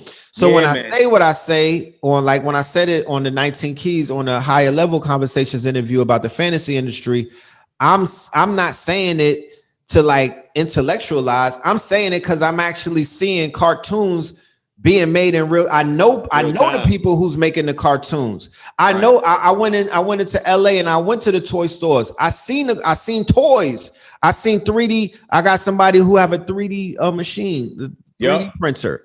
Yep, he's printing toys, bro. Printing them out 3D. Yep. 3D he printed a whole line of Biggie Smalls toys, right? Programs like Unreal Engine. Programs like Procreate on your iPhone, on your tablet and whatnot. Programs like Blender and whatnot. Programs like Cinemax 4D. All of these programs, this is what you could use to make NFTs, but all of these programs have could be utilized to make the illest cartoons or anything that you want, bro. Real talk. And really being a writer too, right? If you're a writer, I'm a writer. Like, writers are needed, because look at the movies. A lot of these movies is trash just based off the writing.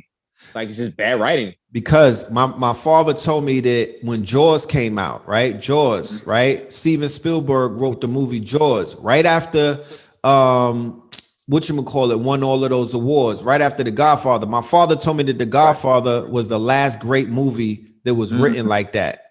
After they came out with Jaws, remember, Jaws didn't show the shark, my nigga. Did it not? No, it didn't. At the end, I mean, the whole movie was building up. It didn't even show the shark like that. Right. So, you know, when they saw that, That was the shift right there. And then when the slasher movies started taking off in the 80s and whatnot, that was another shift and whatnot. So people was like, yo, we don't have to focus on the writing, the intricate writing that these movies were. We just gonna focus on the action. And then the blockbuster was born and other things and whatnot. And all of that writing shit went out the window. Wow. Right? Wow. Somebody said that they would hope that the Moorish movie would only have Moors with black women. No, you got to tell the truth. We'll start it out. We'll show them in Africa with their wives. We'll show them originally with their people, but we'll also give what happened when they were amalgamating with what we'll show them when they pulled up to Sicily. Yes, sir. And the Becky's was in their huts looking at them, and they was like, "Oh my goodness, did you see the tall, dark, and handsome one?" You got to tell the truth, man. Look, that's the thing. Like, you're gonna tell black men from Africa what to do with their penis. You understand? You know how fucking crazy you sound. You're gonna tell Africans what to do with their Johnson. You can't do it, bro. That's impossible. You just the way people be trying to police the Moors phallus and whatnot. How, Sway? How, Sway? How? These are Africans. You ain't got the answers, man. You ain't got the answers. Why don't you police them now? Why don't you go to Harlem and tell them niggas get off of them white women's? Why don't you go to Spain and tell them get off of Becky right now? Stop beating up on niggas that was here 500, 700 years ago. And there wasn't even no white people back then. There wasn't no such thing as white people. But I understand what you're saying, though. But they was on vacation. They was outside of the realms of where they women was, because they didn't bring all of their women with them. Right. So why don't you go and tell them Africans right now, my nigga, to stop piping them Becky's down and it's bothering you, and they're selling our people out, and then the empire is gonna fall. Let them know that, because that shit never slow down. Facts. That's a fact. Not all Africans did that just to trade the Moors. No, retard. The Africans that was in Africa wasn't fucking white women because they wasn't in Africa, bro. The Africans that went into Europe, you best to believe that they was out there piping down all kind of shit. That's everywhere. That's everywhere, though. That's why Moors are like, we're a mixture. The Moors, of every race. The Moors left their families to civilized Europeans. No, the Moors left their families to spread Islam and to civilize the Europeans who were on some real barbaric shit and whatnot. You think they just went there and slept with the fucking first cow that they saw? You know what I mean? I don't think so. But there was amalgamation taking place. And then they don't tell the whole story. The West Africans came up in that bitch, and they got rid of the Moorish dynasty that was out there spreading their seeds and amalgamating and whatnot. But you had Moors in the south of France, you had Moors in Portugal, you had Moors in Spain, and you had Moors in Italy and whatnot. Right. And you had men, because remember back then, men would give you their daughters. Yeah. Yo, I don't have that much money to pay you and whatnot. How about I just give you my daughter? Because the Moors, you had to pay them taxes and whatnot. You had to pay the Moors tribute. When them niggas came through, they was collecting and whatnot. So sometimes they was giving them their children to as a price and whatnot. And although we look at it through our moral lens of today, and we're like, oh, that's not righteous. That was the order of the day in 1100, my guy, and 700 and 800. Don't blame me, because I didn't make the rules. Right. But in the 700 and the 800, they was swapping bodies, bro. That's how that worked. What's that That's movie? how that worked. Y'all are asking, look, the bros say, why would you want to civilize savages at the expense of your families? Why don't you ask them?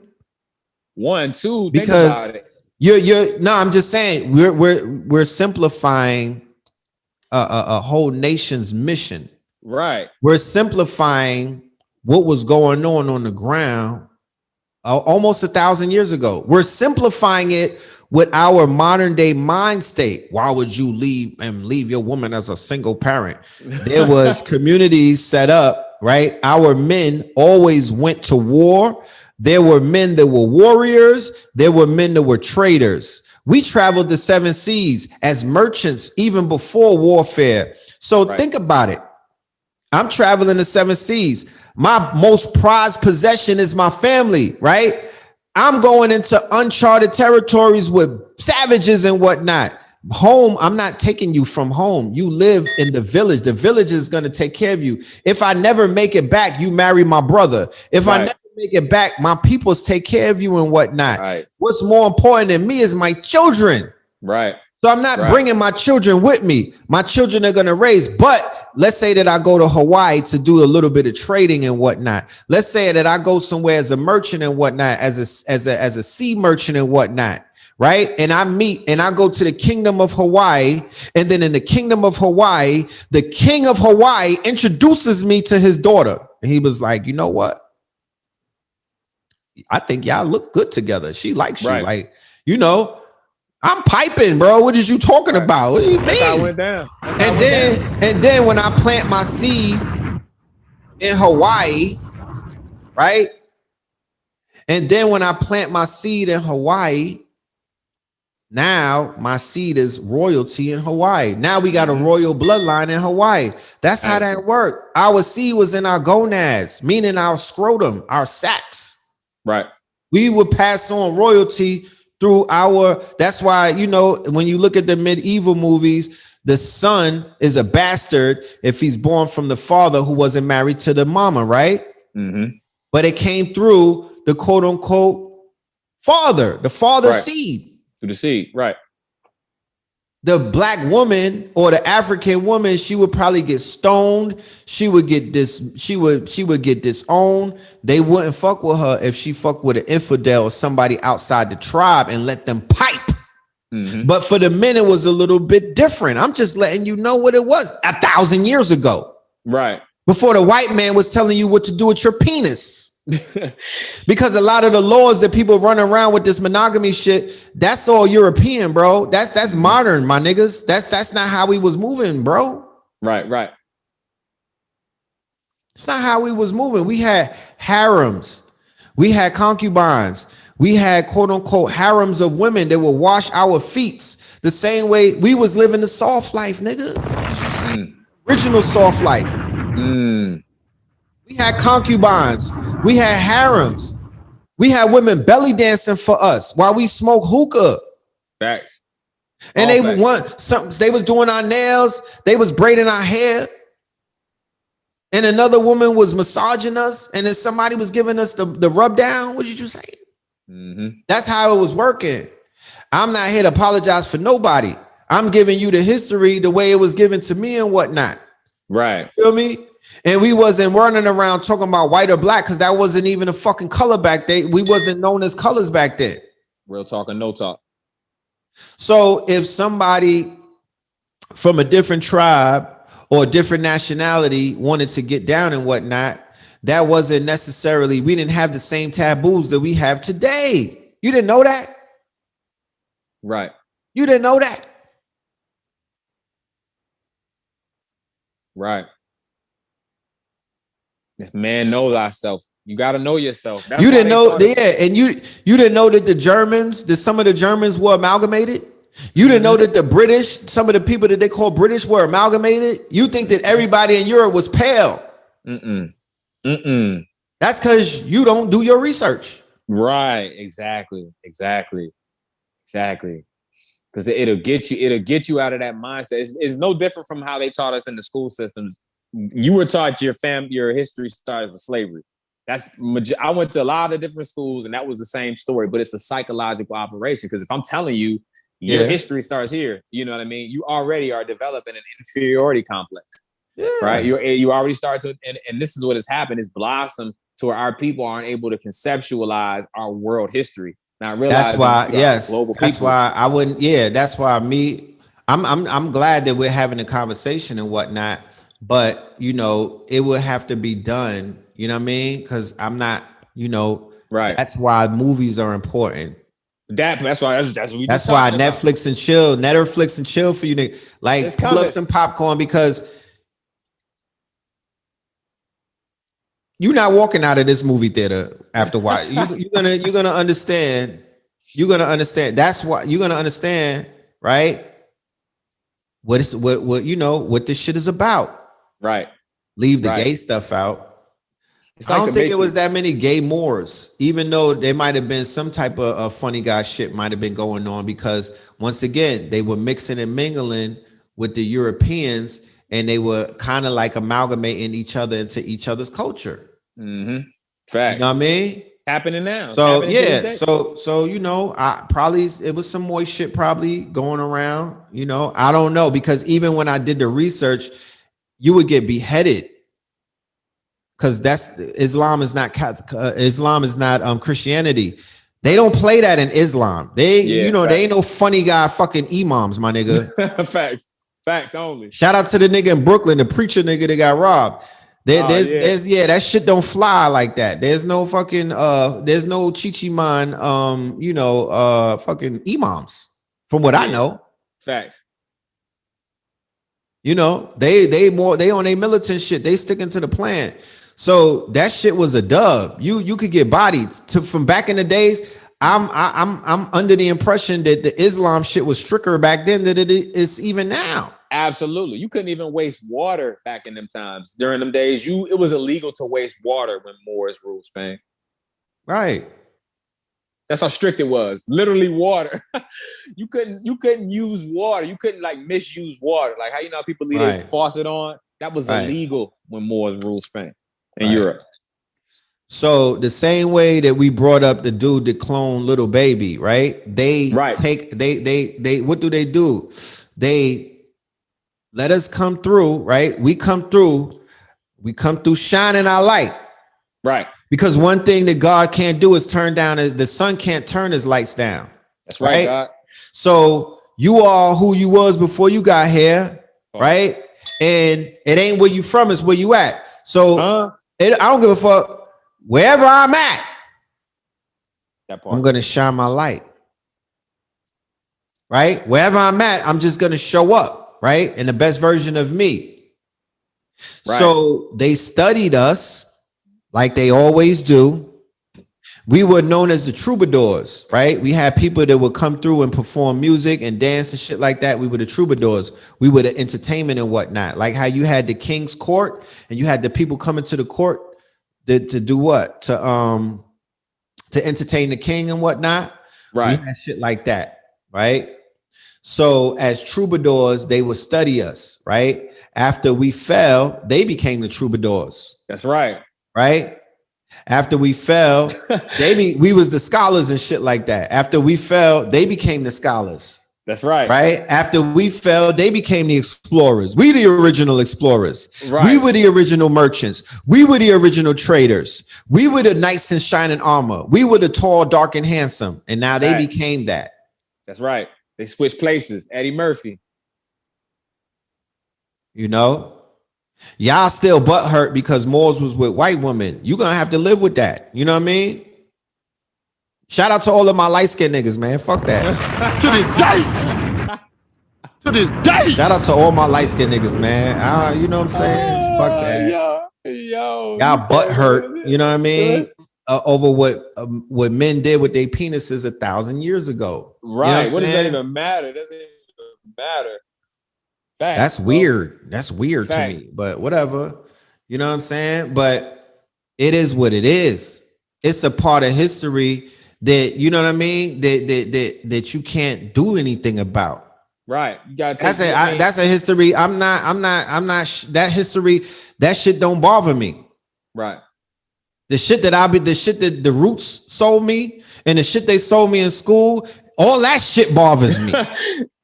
Yeah. Because I knew it wasn't real. Facts. That right. I'm like, yo, it didn't even make sense. All of us?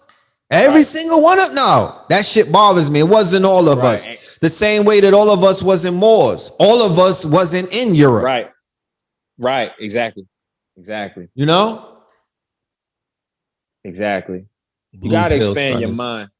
Blue Pill don't even got a son, you Man, retard. you can't listen to these. I know. you can't listen to them, Red. You can't listen to these people, man. You can't listen to these trolls, man. You can't pay But, them no mind, bro. I know. But like I said, the Moors, they did what they did.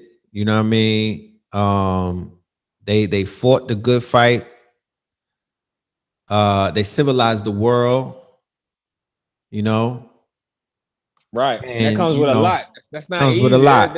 That's not Comes with a like lot. Like I that's something you said, don't do clean. right.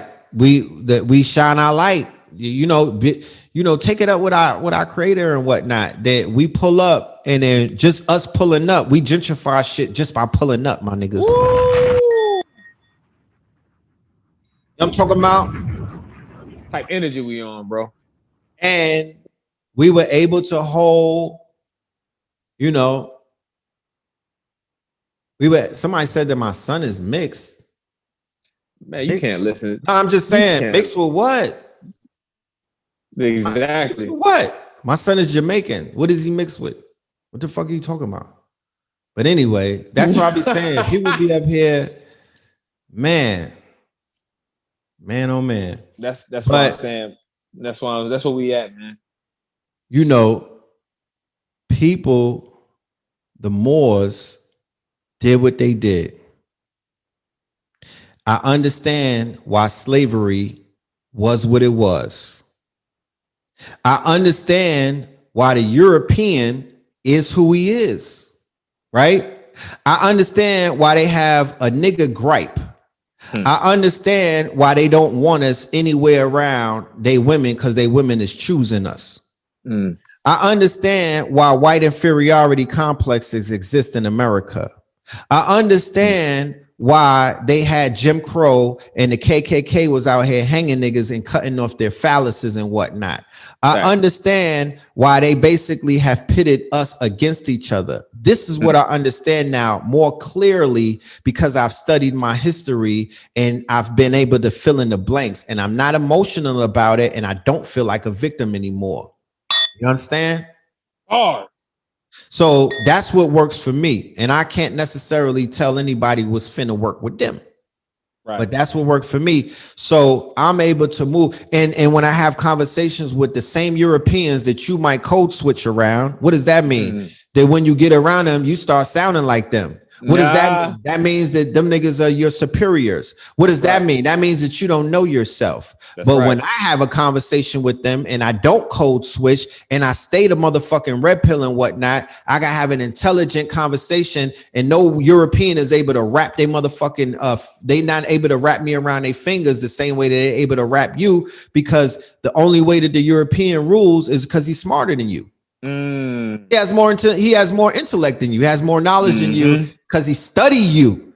He studied the books that they hid from you. So knowledge is power. It's not money. You see niggas with money hopping like bunny rabbits around white people. You see niggas with money and women with money touching their toes around white folks. So money don't got nothing to do with it. The 85% of the rappers are fucking powerless. 89% of the black athletes are powerless. 92% of the black actors and actresses are powerless. They had Harvey Weinstein was having his way with all of them. Damn near. So money ain't power. That don't denote what's your money to their money. I was in, I just can't. Niggas got houses hanging off of hills in Hollywood, bro. Right. You know what I'm talking about? Real talk. These niggas got mansions hanging off of hills. You don't have you can't play the money game around them. Your best bet is to outsmart them. Your best bet is to challenge them intellectually, embody them and whatnot, and play. And that's a chess game that everybody can't motherfucking win. That's right. Real talk. Cause that melanin is popping. My melanin is popping in yours. That's not enough. That ain't enough. Nah, that's not enough. That ain't enough. So it's all good. It's all good. You know what I mean? We are all gonna evolve at our own pace. I can't wait for this documentary or this epic Moorish movie. It's gonna be like Lord of the Rings is gonna be in Real 3 parts. talk. It's gonna have to be in 3 parts because it's a whole. How could you How could you even sum up 700 years? Man, You niggas don't know what we was doing 70 years ago. Facts. Facts, bro. 700 years is a long time. That is a long ass fucking time. So we're gonna cover the Reconquista. We're gonna cover the Crusades and that. We're gonna uncover and we're gonna cover the rise of Islam. We're gonna uncover and expose the different dynasties that were fighting. The same dynasty that rose up with ISIS and whatnot. Right? They just killed the leader today. The same dynasty that the Saudis and whatnot. The what's that? The Wahhabi and shit like that. The same dynasty that's running through. The same reason that you have Shiite Muslims and the other Muslims and whatnot, that all ties all the way back into the beginning of Islam with the split that happened between the Umayyad dynasty and the other caliphs and whatnot in Islam. Facts. They stayed in Iraq, and then when the Moors went over into Europe, they were on their own. Right. They were on their own and whatnot. They got cut off from the rest of the Islamic tribes and the dynasties. They had beef with them. You know what I mean? That's Rahman. That's Rahman and the Umayyad dynasty and whatnot. There's a crazy story, bro. This whole shit is 1,000 different storylines tied into one. It's gonna be like the Game of Thrones. That's exactly what it's gonna be like. We need about $100 million because that shit gonna be big budget. But I can't wait for that. You know what I mean? Come on, man. Help our babies. It's gonna edify the children and whatnot. Just the conversations about the Moors is becoming more frequent. We talked about it on the EYL episode. I got people inboxing me, asking me that they want to learn more about it. You know what I mean? And you know, when they hear the story about the Americas, the story about the confederacies out here, and I ain't talking about the European confederacies. I'm talking about the Aboriginal indigenous confederacies. When we tell the story about the Black South, the documentary that Tariq Nasheed is going to put out called The Maroons, right? That's gonna touch on how popping the Black South was before we got defeated and whatnot, right? Georgia, the Low Country and whatnot, Charlestown and shit like that, right? Charlestown, right? Chesapeake, the Chesapeake Bay, Wilmington, Virginia. Mississippi, Wilmington, the whole thing about the Wilmington massacre. You feel me? The fact that they were getting their asses handed to them by the Creek Indians and whatnot. And then when we came together as a confederacy, aka we formed Voltron, we was washing them, right? Remember, they called the Carolinas and North Carolina, Virginia, right? Was it Virginia? There was all of that shit. Right. Yeah, North Carolina. Right, the Great Dismal Swamp, right? They was getting their asses handed to them in the Great Dismal Swamp. I passed through Low Country before. I saw the swamps. I saw the marshes and whatnot. I saw how they set up and whatnot. Them people was coming out of fucking water, bro. Body and shit. Real talk. Real warrior shit. So they was getting, Andrew Jackson, that piece of work right there, right? Who's like a Hitler to the Moor and to the Aboriginal and indigenous people when they had the Indian Removal Act. And when he came into power, he's a war criminal. When he came into power and he began turning up on our ancestors and whatnot, we got to tell that story. There's so many stories that need to be told. Instead of the slave story, you either a slave or you a drug dealer. Like you said, we got to take over industry, and with everything expanding, now is the time. It's so many people who have bright minds, but there are so many other dichotomies. They may lack confidence, or they may be missing pieces of the story, so their perspective of things may be skewed or off. So this is why it's important as us as connectors and bridges to these people. It's like, yo, we have the resources, we have the story, we have the narrative. We putting it together now, bro. Because think about when you saw The Matrix. Like, when everybody saw The Matrix for the first time, you left the movie theater differently. You see what I'm saying? Right. Like, we can do that every time. Right. Right. Iroquois Confederacy, 13 tribes. Facts. You know what I Iroquois mean? Confederacy. Yeah. I was in Connecticut where they had King Philip's War. Wow. Right? King Philip's War was the war where they was getting. King Philip was an Indian. He was Aboriginal. He was bodying them. Right. I mean, he was eating their food and whatnot. King Philip, as a result of them losing King Philip's War, that's when the whole East Coast basically was taken. The Lenape, you got Connecticut got lost, Rhode Island and shit, Vermont and all of that. Delaware and all that. Well, that was I don't think it stretched all the way down into Delaware, but they was all of those mountainous regions. They was definitely when they fell, that's what helped to put these Europeans over there in some sort of power. But we talking 1800s. Right. We're not talking about long time ago. We talking recently. That's why when you in those places and you go on those trails and whatnot, you could feel it. You could feel the energy is still fresh. It's still here. Like down south, especially especially down south, a lot of these cities, niggas be wondering why this energy is in the air. Like they can't explain it, but it's like, yo, you're standing on grave sites, you're standing on Civil War battles, you're standing on ancient Aboriginal indigenous sacred land, bro. Right. And you're not invoking the names of the ancestors. You're not invoking the names. You don't even know the truth of what's taking place. So those spirits are wayward spirits. Those spirits are not being edified. So those spirits is kind of driving black people crazy in places where they didn't even get their motherfucking the woman who set up Emmett Till is still alive. Still alive to this day. To this day. So we still in the South. People still in the South saying, yes, sir. People still in the South looking at their sneakers when white folk talk to them. People still in the South showing them all of their teeth and whatnot. So why would you think that shit would be going good? Why do you think that we wouldn't be in the streets killing each other? Why would you think that niggas would not be going crazy? They running around still looking at these statues. You got to go to Stone Mountain and look at the fucking Confederates and whatnot. There's work to be done out here. That's right. They still got them They took down 3 statues and niggas backed off. Oh, good work. No, nigga, they didn't take the statues down that they put on the ley lines. They didn't take the statues down that they put on top of the fucking ancestors' graves and whatnot. They didn't take the statues down that they put on sacred sites. Facts.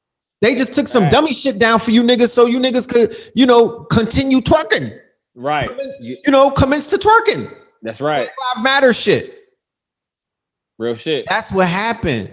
So there's still work to be done, bro. The ancestors, the main work is about the ancestors who were murdered out here and who were basically done dirty. There's something that has to be done for them so they could stop cursing the land. There's something that has to be done for them so they could begin to do what needs to be done for us. That's right.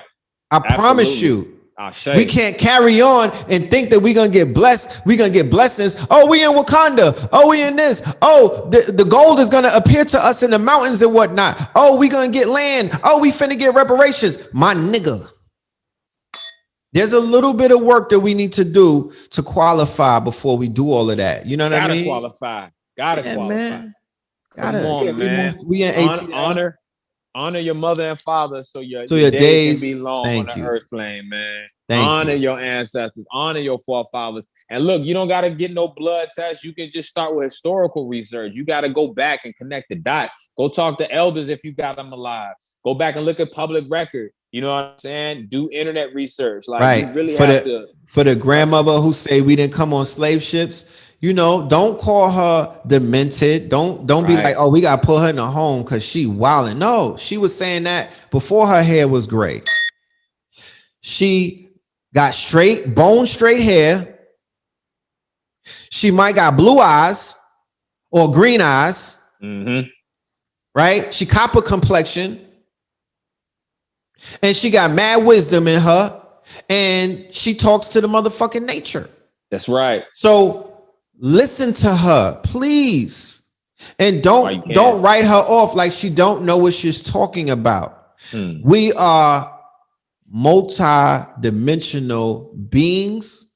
So I don't want to get us to get caught up on the fact that we are from one place and not another. No, we global citizens.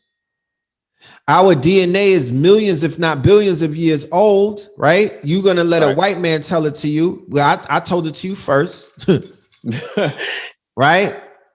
And we don't have to play Russian root. We don't have to play musical chairs. No, I'm from the continent and I'm from over here. I'm from here when the continent was connected. I'm from the continent that got sunk in the sea, my niggas. How about that? I'm with fucking Prince Namor and them. You know what I mean? I'm from Atlantis. Atlantis gang. Atlantis gang. For real. So let's get past that. It ain't where you from, it's where you at. Let's get past that. Where you at now? Oh, you in America? All right then. Turn up. All right then. Right. Your visa requirements should be to go to the fucking mound and meditate on that shit. If you coming from the African continent or you coming from the Caribbean, your visa requirements should be put your hand in the fucking soil and say a prayer to our ancestors. Because that's your ancestors too. That's right. The visa requirements should be desecrate a Confederate statue. So you niggas can get a green card. How about that? What's up? All energy got to be accounted for and measured. Ancestors want their names called. They want to be edified. They want to be used and useful. You know what I'm saying? Like we're walking around oblivious to the energies that are just becoming more latent. And one thing about spirit would rather do bad than do nothing. I'm gonna say that again. Your spirit would rather do something bad than do nothing at all. Of course, you're going to do something righteous and benevolent first. But if you're not going to do something good or righteous, your spirit would rather do something bad than be idle and do nothing at all. So get busy. Get busy out here. Right. And for the family that's waking up to the fact that a lot of their bloodline is originally, was here for thousands of years and not hundreds, because that's really what the conversation is about. No, I didn't come on a boat, nigga. I came here thousands of years ago. Mind your fucking business. Right. And that's what like you said, it was Pangea. The earth was once one continent. You could walk from Africa to America at some point in time along the timeline. So like you said, we've everybody coming here. We've been traveling. Facts. And everybody coming here from any other country should watch all fucking copies of Hidden Colors. You know what I mean? Stop them at Ellis Island and show them niggas the volume of all of them. You should learn the names of our master teachers, right? And when I say master teachers, I mean it. Right. You should learn the name of the icons that live amongst us that are still breathing. You should learn the name of our martyrs. You should learn the name of our heroes. That part. That's and we responsible for that. The melanated black woman and man, not the Europeans and shit like that. Right. That's why I love what you were saying about the historical inventors throughout time that people were just oblivious to, And it's like we don't pass down that tradition. If we don't pass down these names, they erase it. They erased that. We could have been big inventors right now, right? But now everybody else is inventing shit, and we are the customer and the consumer, and all we wait is when is that coming out? Right, exactly. And that's how you generate wealth. You have to produce. This is where wealth comes from: is facilitating a need, something that is needed in the market. So it's like you have to produce to do that, and this is why I'm always talking about your gift and your passion. Bro, you can make toothpicks. I be telling people all the day, if you was passionate about it, you can make toothpicks. People buy toothpicks. Right. Like, why not? You see what I'm saying? Like, you can, as long as you're producing something, you're opening up multiple streams of income. And that's the key. Multiple streams of income at this point is a necessity. It's a necessity, as you can see with the economy. And inflation ain't stopping.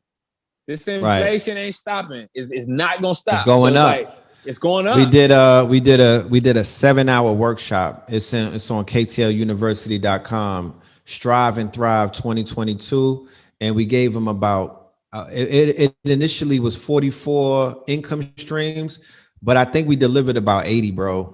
Woo. Right? Somebody wants to know, what about the black men that hate black women? Yeah, well, Kevin Samuels, you know, his unfortunate, no. What I'm saying is his unfortunate demise, the fact that he, you know, people were celebrating that he made transition. That's crazy. Like him.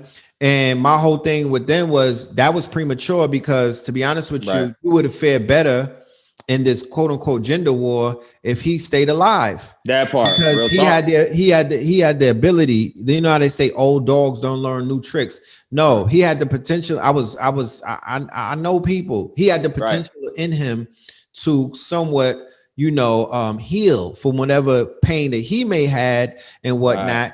He had the potential to lead his flock, because the people that are out here without him now, and all they have is 2 years of his quote unquote conversation to go off of, versus having about 10 years where they could go through. They have points of references to be like, oh, no, that's old Kevin. He's matured now.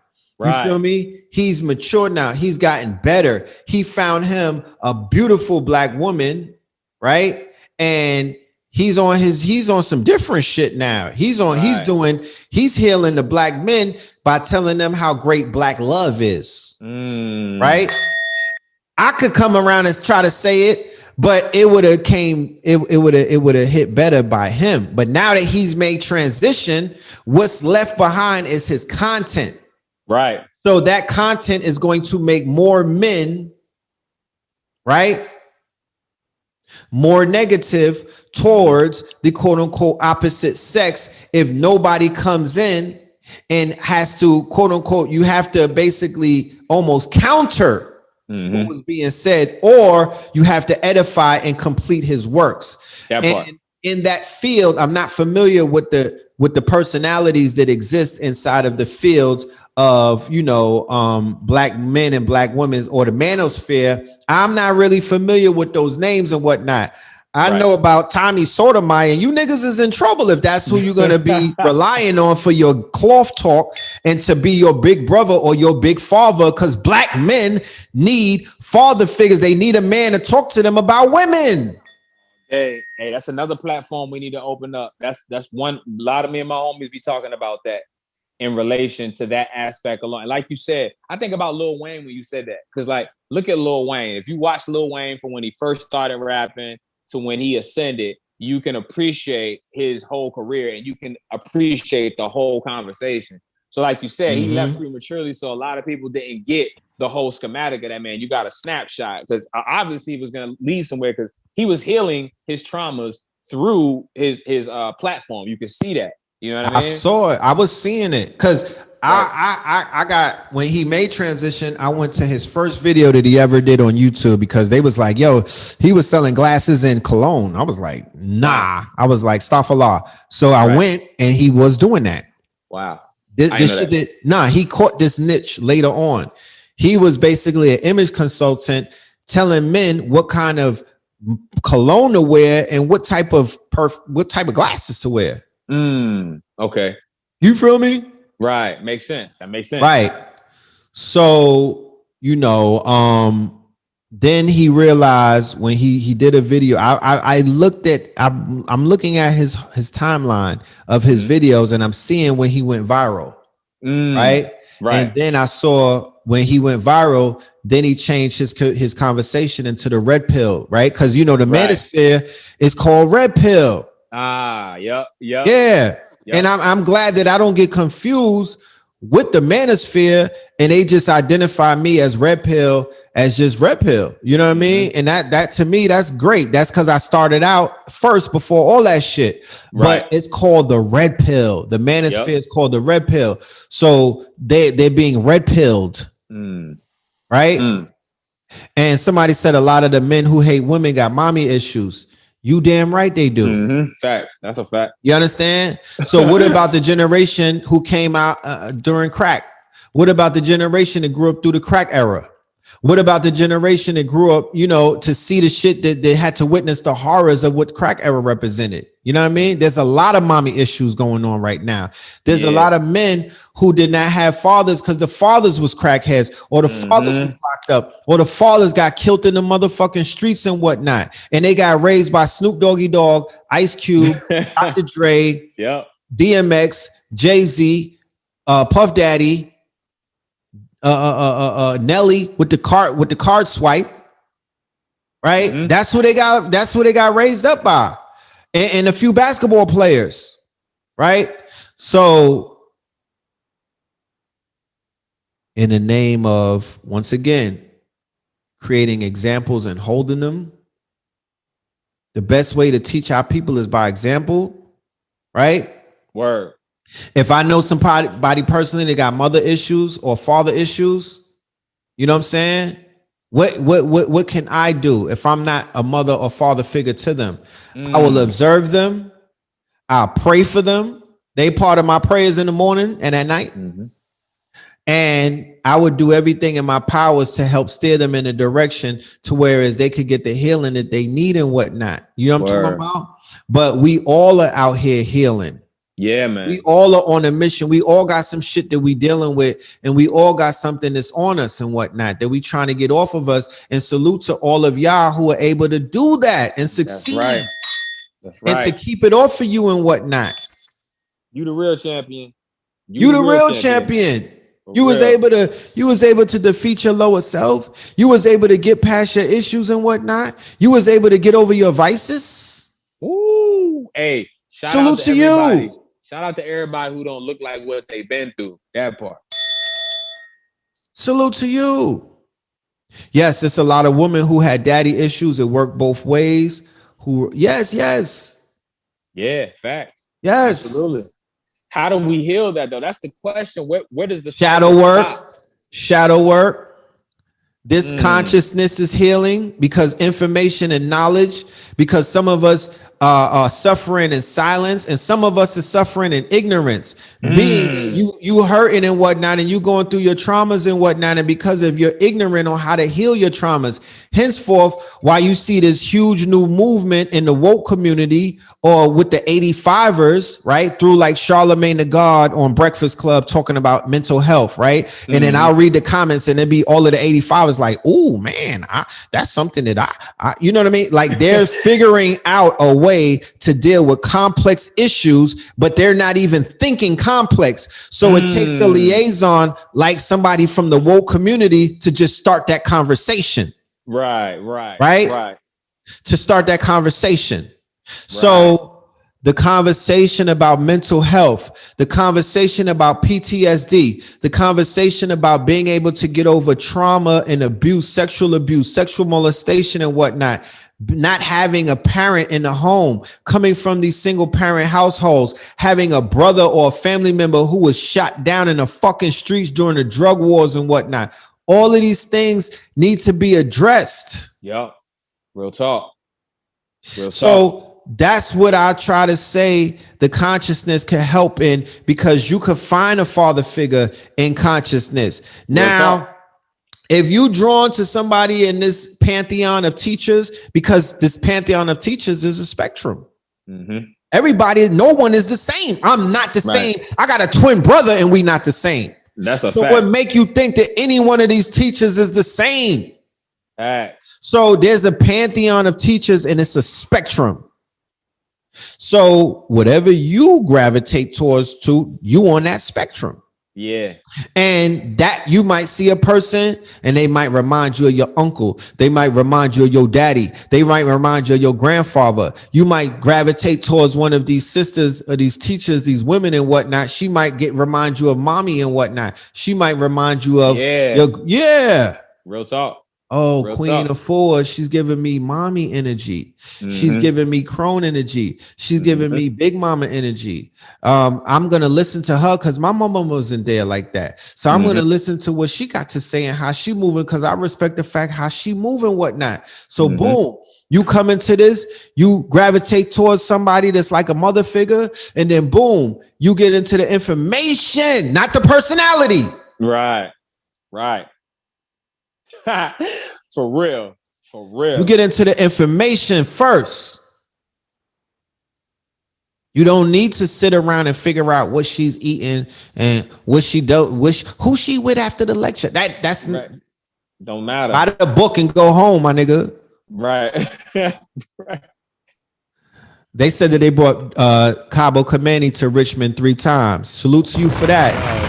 Salute to anybody who keeps the master teachers employed, right? Salute to anybody who brings the master teachers out of their comfort zone, out of their houses and whatnot, and you take care of them. You know what I mean? Traveling large, you give them an honorarium, and you keep them relevant and whatnot. That's very important. They're vital. It's vital. A lot, very important. So back to what I was saying. You might be on the Bobby, you might be on the Sabi, you might be on the Phil, metaphysics, history, science, health and wellness. All of these schools of thought and knowledge can help you, the individual, with your trauma. Yep.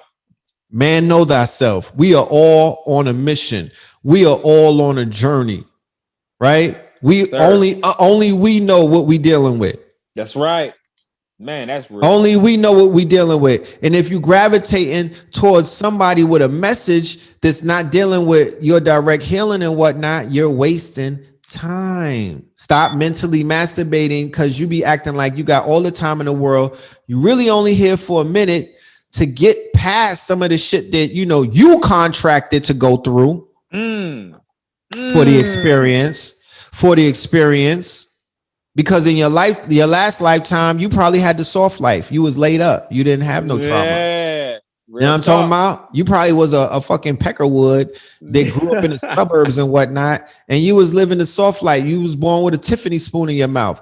So you was like, this time around, I want to be born eating fucking syrup sandwiches in the hood. That's right. Because when I was in the suburbs and whatnot, them niggas in the hood had more swag. Yes, sir. How they got that sauce? How they got that sauce? I want to go ahead and figure it out. I want to incarnate in one of these black bodies. Yes, sir. Yes, sir. You know what I mean? Come on. I want to be a nigga for once. Come on, man. Talk to us. That's how it happens. That's how it happens. And then we upload these experiences of being niggas into the nigga matrix or the nigga, right. into the nigga server. Netflix, making Netflix. Spiritual beings having human experiences. It hurts learning how to be a fucking human, y'all. This shit is the worst lesson that I signed up for. I'm a goofy human. I'm an awkward, goofy human. I trip over myself sometimes. I haven't mastered this human shit. I'm a very goofy human. I'm awkward. But I'm doing the best that I can. You know what I'm saying? Amen. Let's we gotta tap out, man. It's 4 hours. Yeah. I hope and pray because I don't got no super chat. We've been sitting up here giving you all this game, and like I said, I'm not saying it like I need it, but I'm saying it like I expect it. I expect my brothers and sisters that are out there who receive this information to show some support because I don't have super chat. We can't play, when y'all niggas get the dopamine and whatnot. I don't have the super chat where you could just be like, oh, I'm gonna throw you $2. Oh man, Red, you cooking. Oh nigga, Cash App. Hit the Cash App. It's PhilMoreland. It's right there. We pinned it. And I'm gonna give you the website.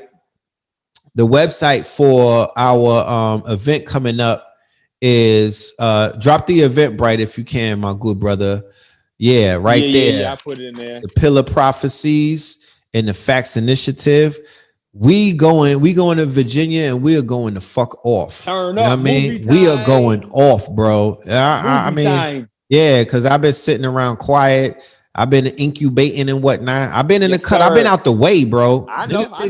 They be like, "Yo, Red, you outside?" No, nigga, I'm out the way. Out the way. Out the way. You gotta regroup. I'm watching Mighty Beam, nigga. I'm on daddy mode. I'm sitting around watching Coco Melon, nigga. I'm out the way. I'm not in none of you way. I ain't in nobody's face. You know what I mean? I might be on social media a lot, but I'm out the way. Right.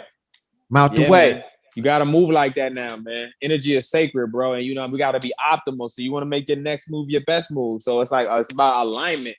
This is the alignment. Yo, DMV, Richmond, VA, Grade 04, surrounding areas, red and blue.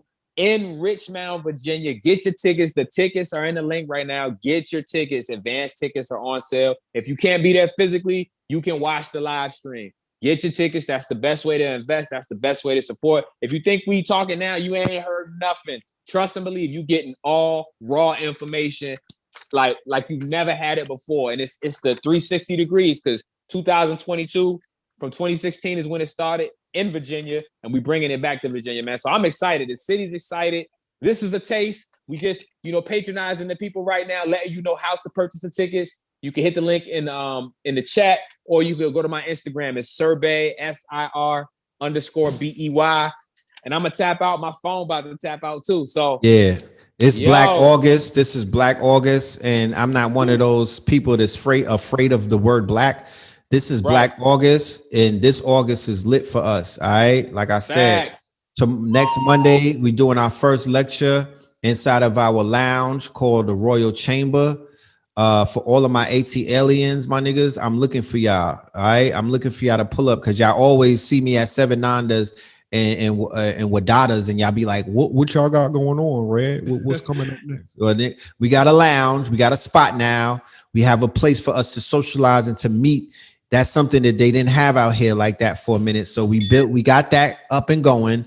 So let's pull up and let's support and let's build and let's break bread. I'll see y'all at the Invest Fest this weekend. We will be open for business at the lounge this weekend. We'll be doing some after parties. Third Eye Thursdays, I think me and Blue Pill, we're going to pull up to talk about winning Rome because, like I said, next Monday is that event. The link is available on ktluniversity.com. That is going to be the precursor to what we're going to be doing in Virginia. Pope Pablo is here to cook the motherfucking Pablo. The Pope Pablo ain't playing. No game. And Pastor Phil, you know what I'm talking about? Yeah. Turning up Pastor Phil. Archbishop Red Pillar. Yeah, Archbishop Red. I think Phil. Archbishop Felipe. You know what I'm saying? Archbishop Felipe. Yeah, I'm coming in with that fire. You know what I mean? Because I got some gripes with these people that I need to take up with them. So I'm gonna turn up. And we booted up. Let's get it, man. I love y'all, brothers, man. We got y'all in the city. Get your tickets. I'm gonna be building with y'all. Red gonna get the link for the live stream. So once he gets the link, it'll be put up there. And in the mean between, man, like I always say, I wish everybody health, happiness, fulfillment, joy, clarity, peace, success, and victory. It's your good brother Sirbey. Shout out to the KTL University membership. Thank you for having me. I speak to y'all soon. You had me in this bitch like we in Clubhouse for 4 hours, man. Time be flying when you having fun. Too easy, bro. Too easy, bro. Too easy, but you know. All right, brother. Shout out to my Discord. Shout out to the Hootie in the building and Pooh. What up, y'all? Yeah, man. Somebody said black means death. Well, shit. I'm a saw in the underworld. I'm the Lord of the perfect black. We in Malkuth, man. It's the perfect black. But yeah, man. I appreciate y'all. We at the 4-hour mark, so I am tapping out. Go and check out that video on EYL when you get the opportunity to. Like I said, I was going in. It would fare better for you to check it out because when we do these shows and we relate to the interview, I don't want it to go over your heads. So I just want y'all to see what your good brother does when I'm on other platforms and how we represent for the community and shit like that. You know what I mean? And it was a good conversation at the end of the day. It was a relevant conversation to the days and times that we're in. And we're going to continue those conversations. It just began. So with that being said, the links are in the description for anything that you need. The Winning Rome links and the Facts Richmond, Virginia links. Cash App is PhilMoreland, MoreLand, because that's what we need, y'all. We need more land. All right. So with that being said, thank everyone for your time and your comments and everything. I enjoyed the dialogue that everybody had, both objective and subjective. It was very interesting. And I'm taking everything that I read and I saw into context. You know what I mean? I'm not just glossing over things.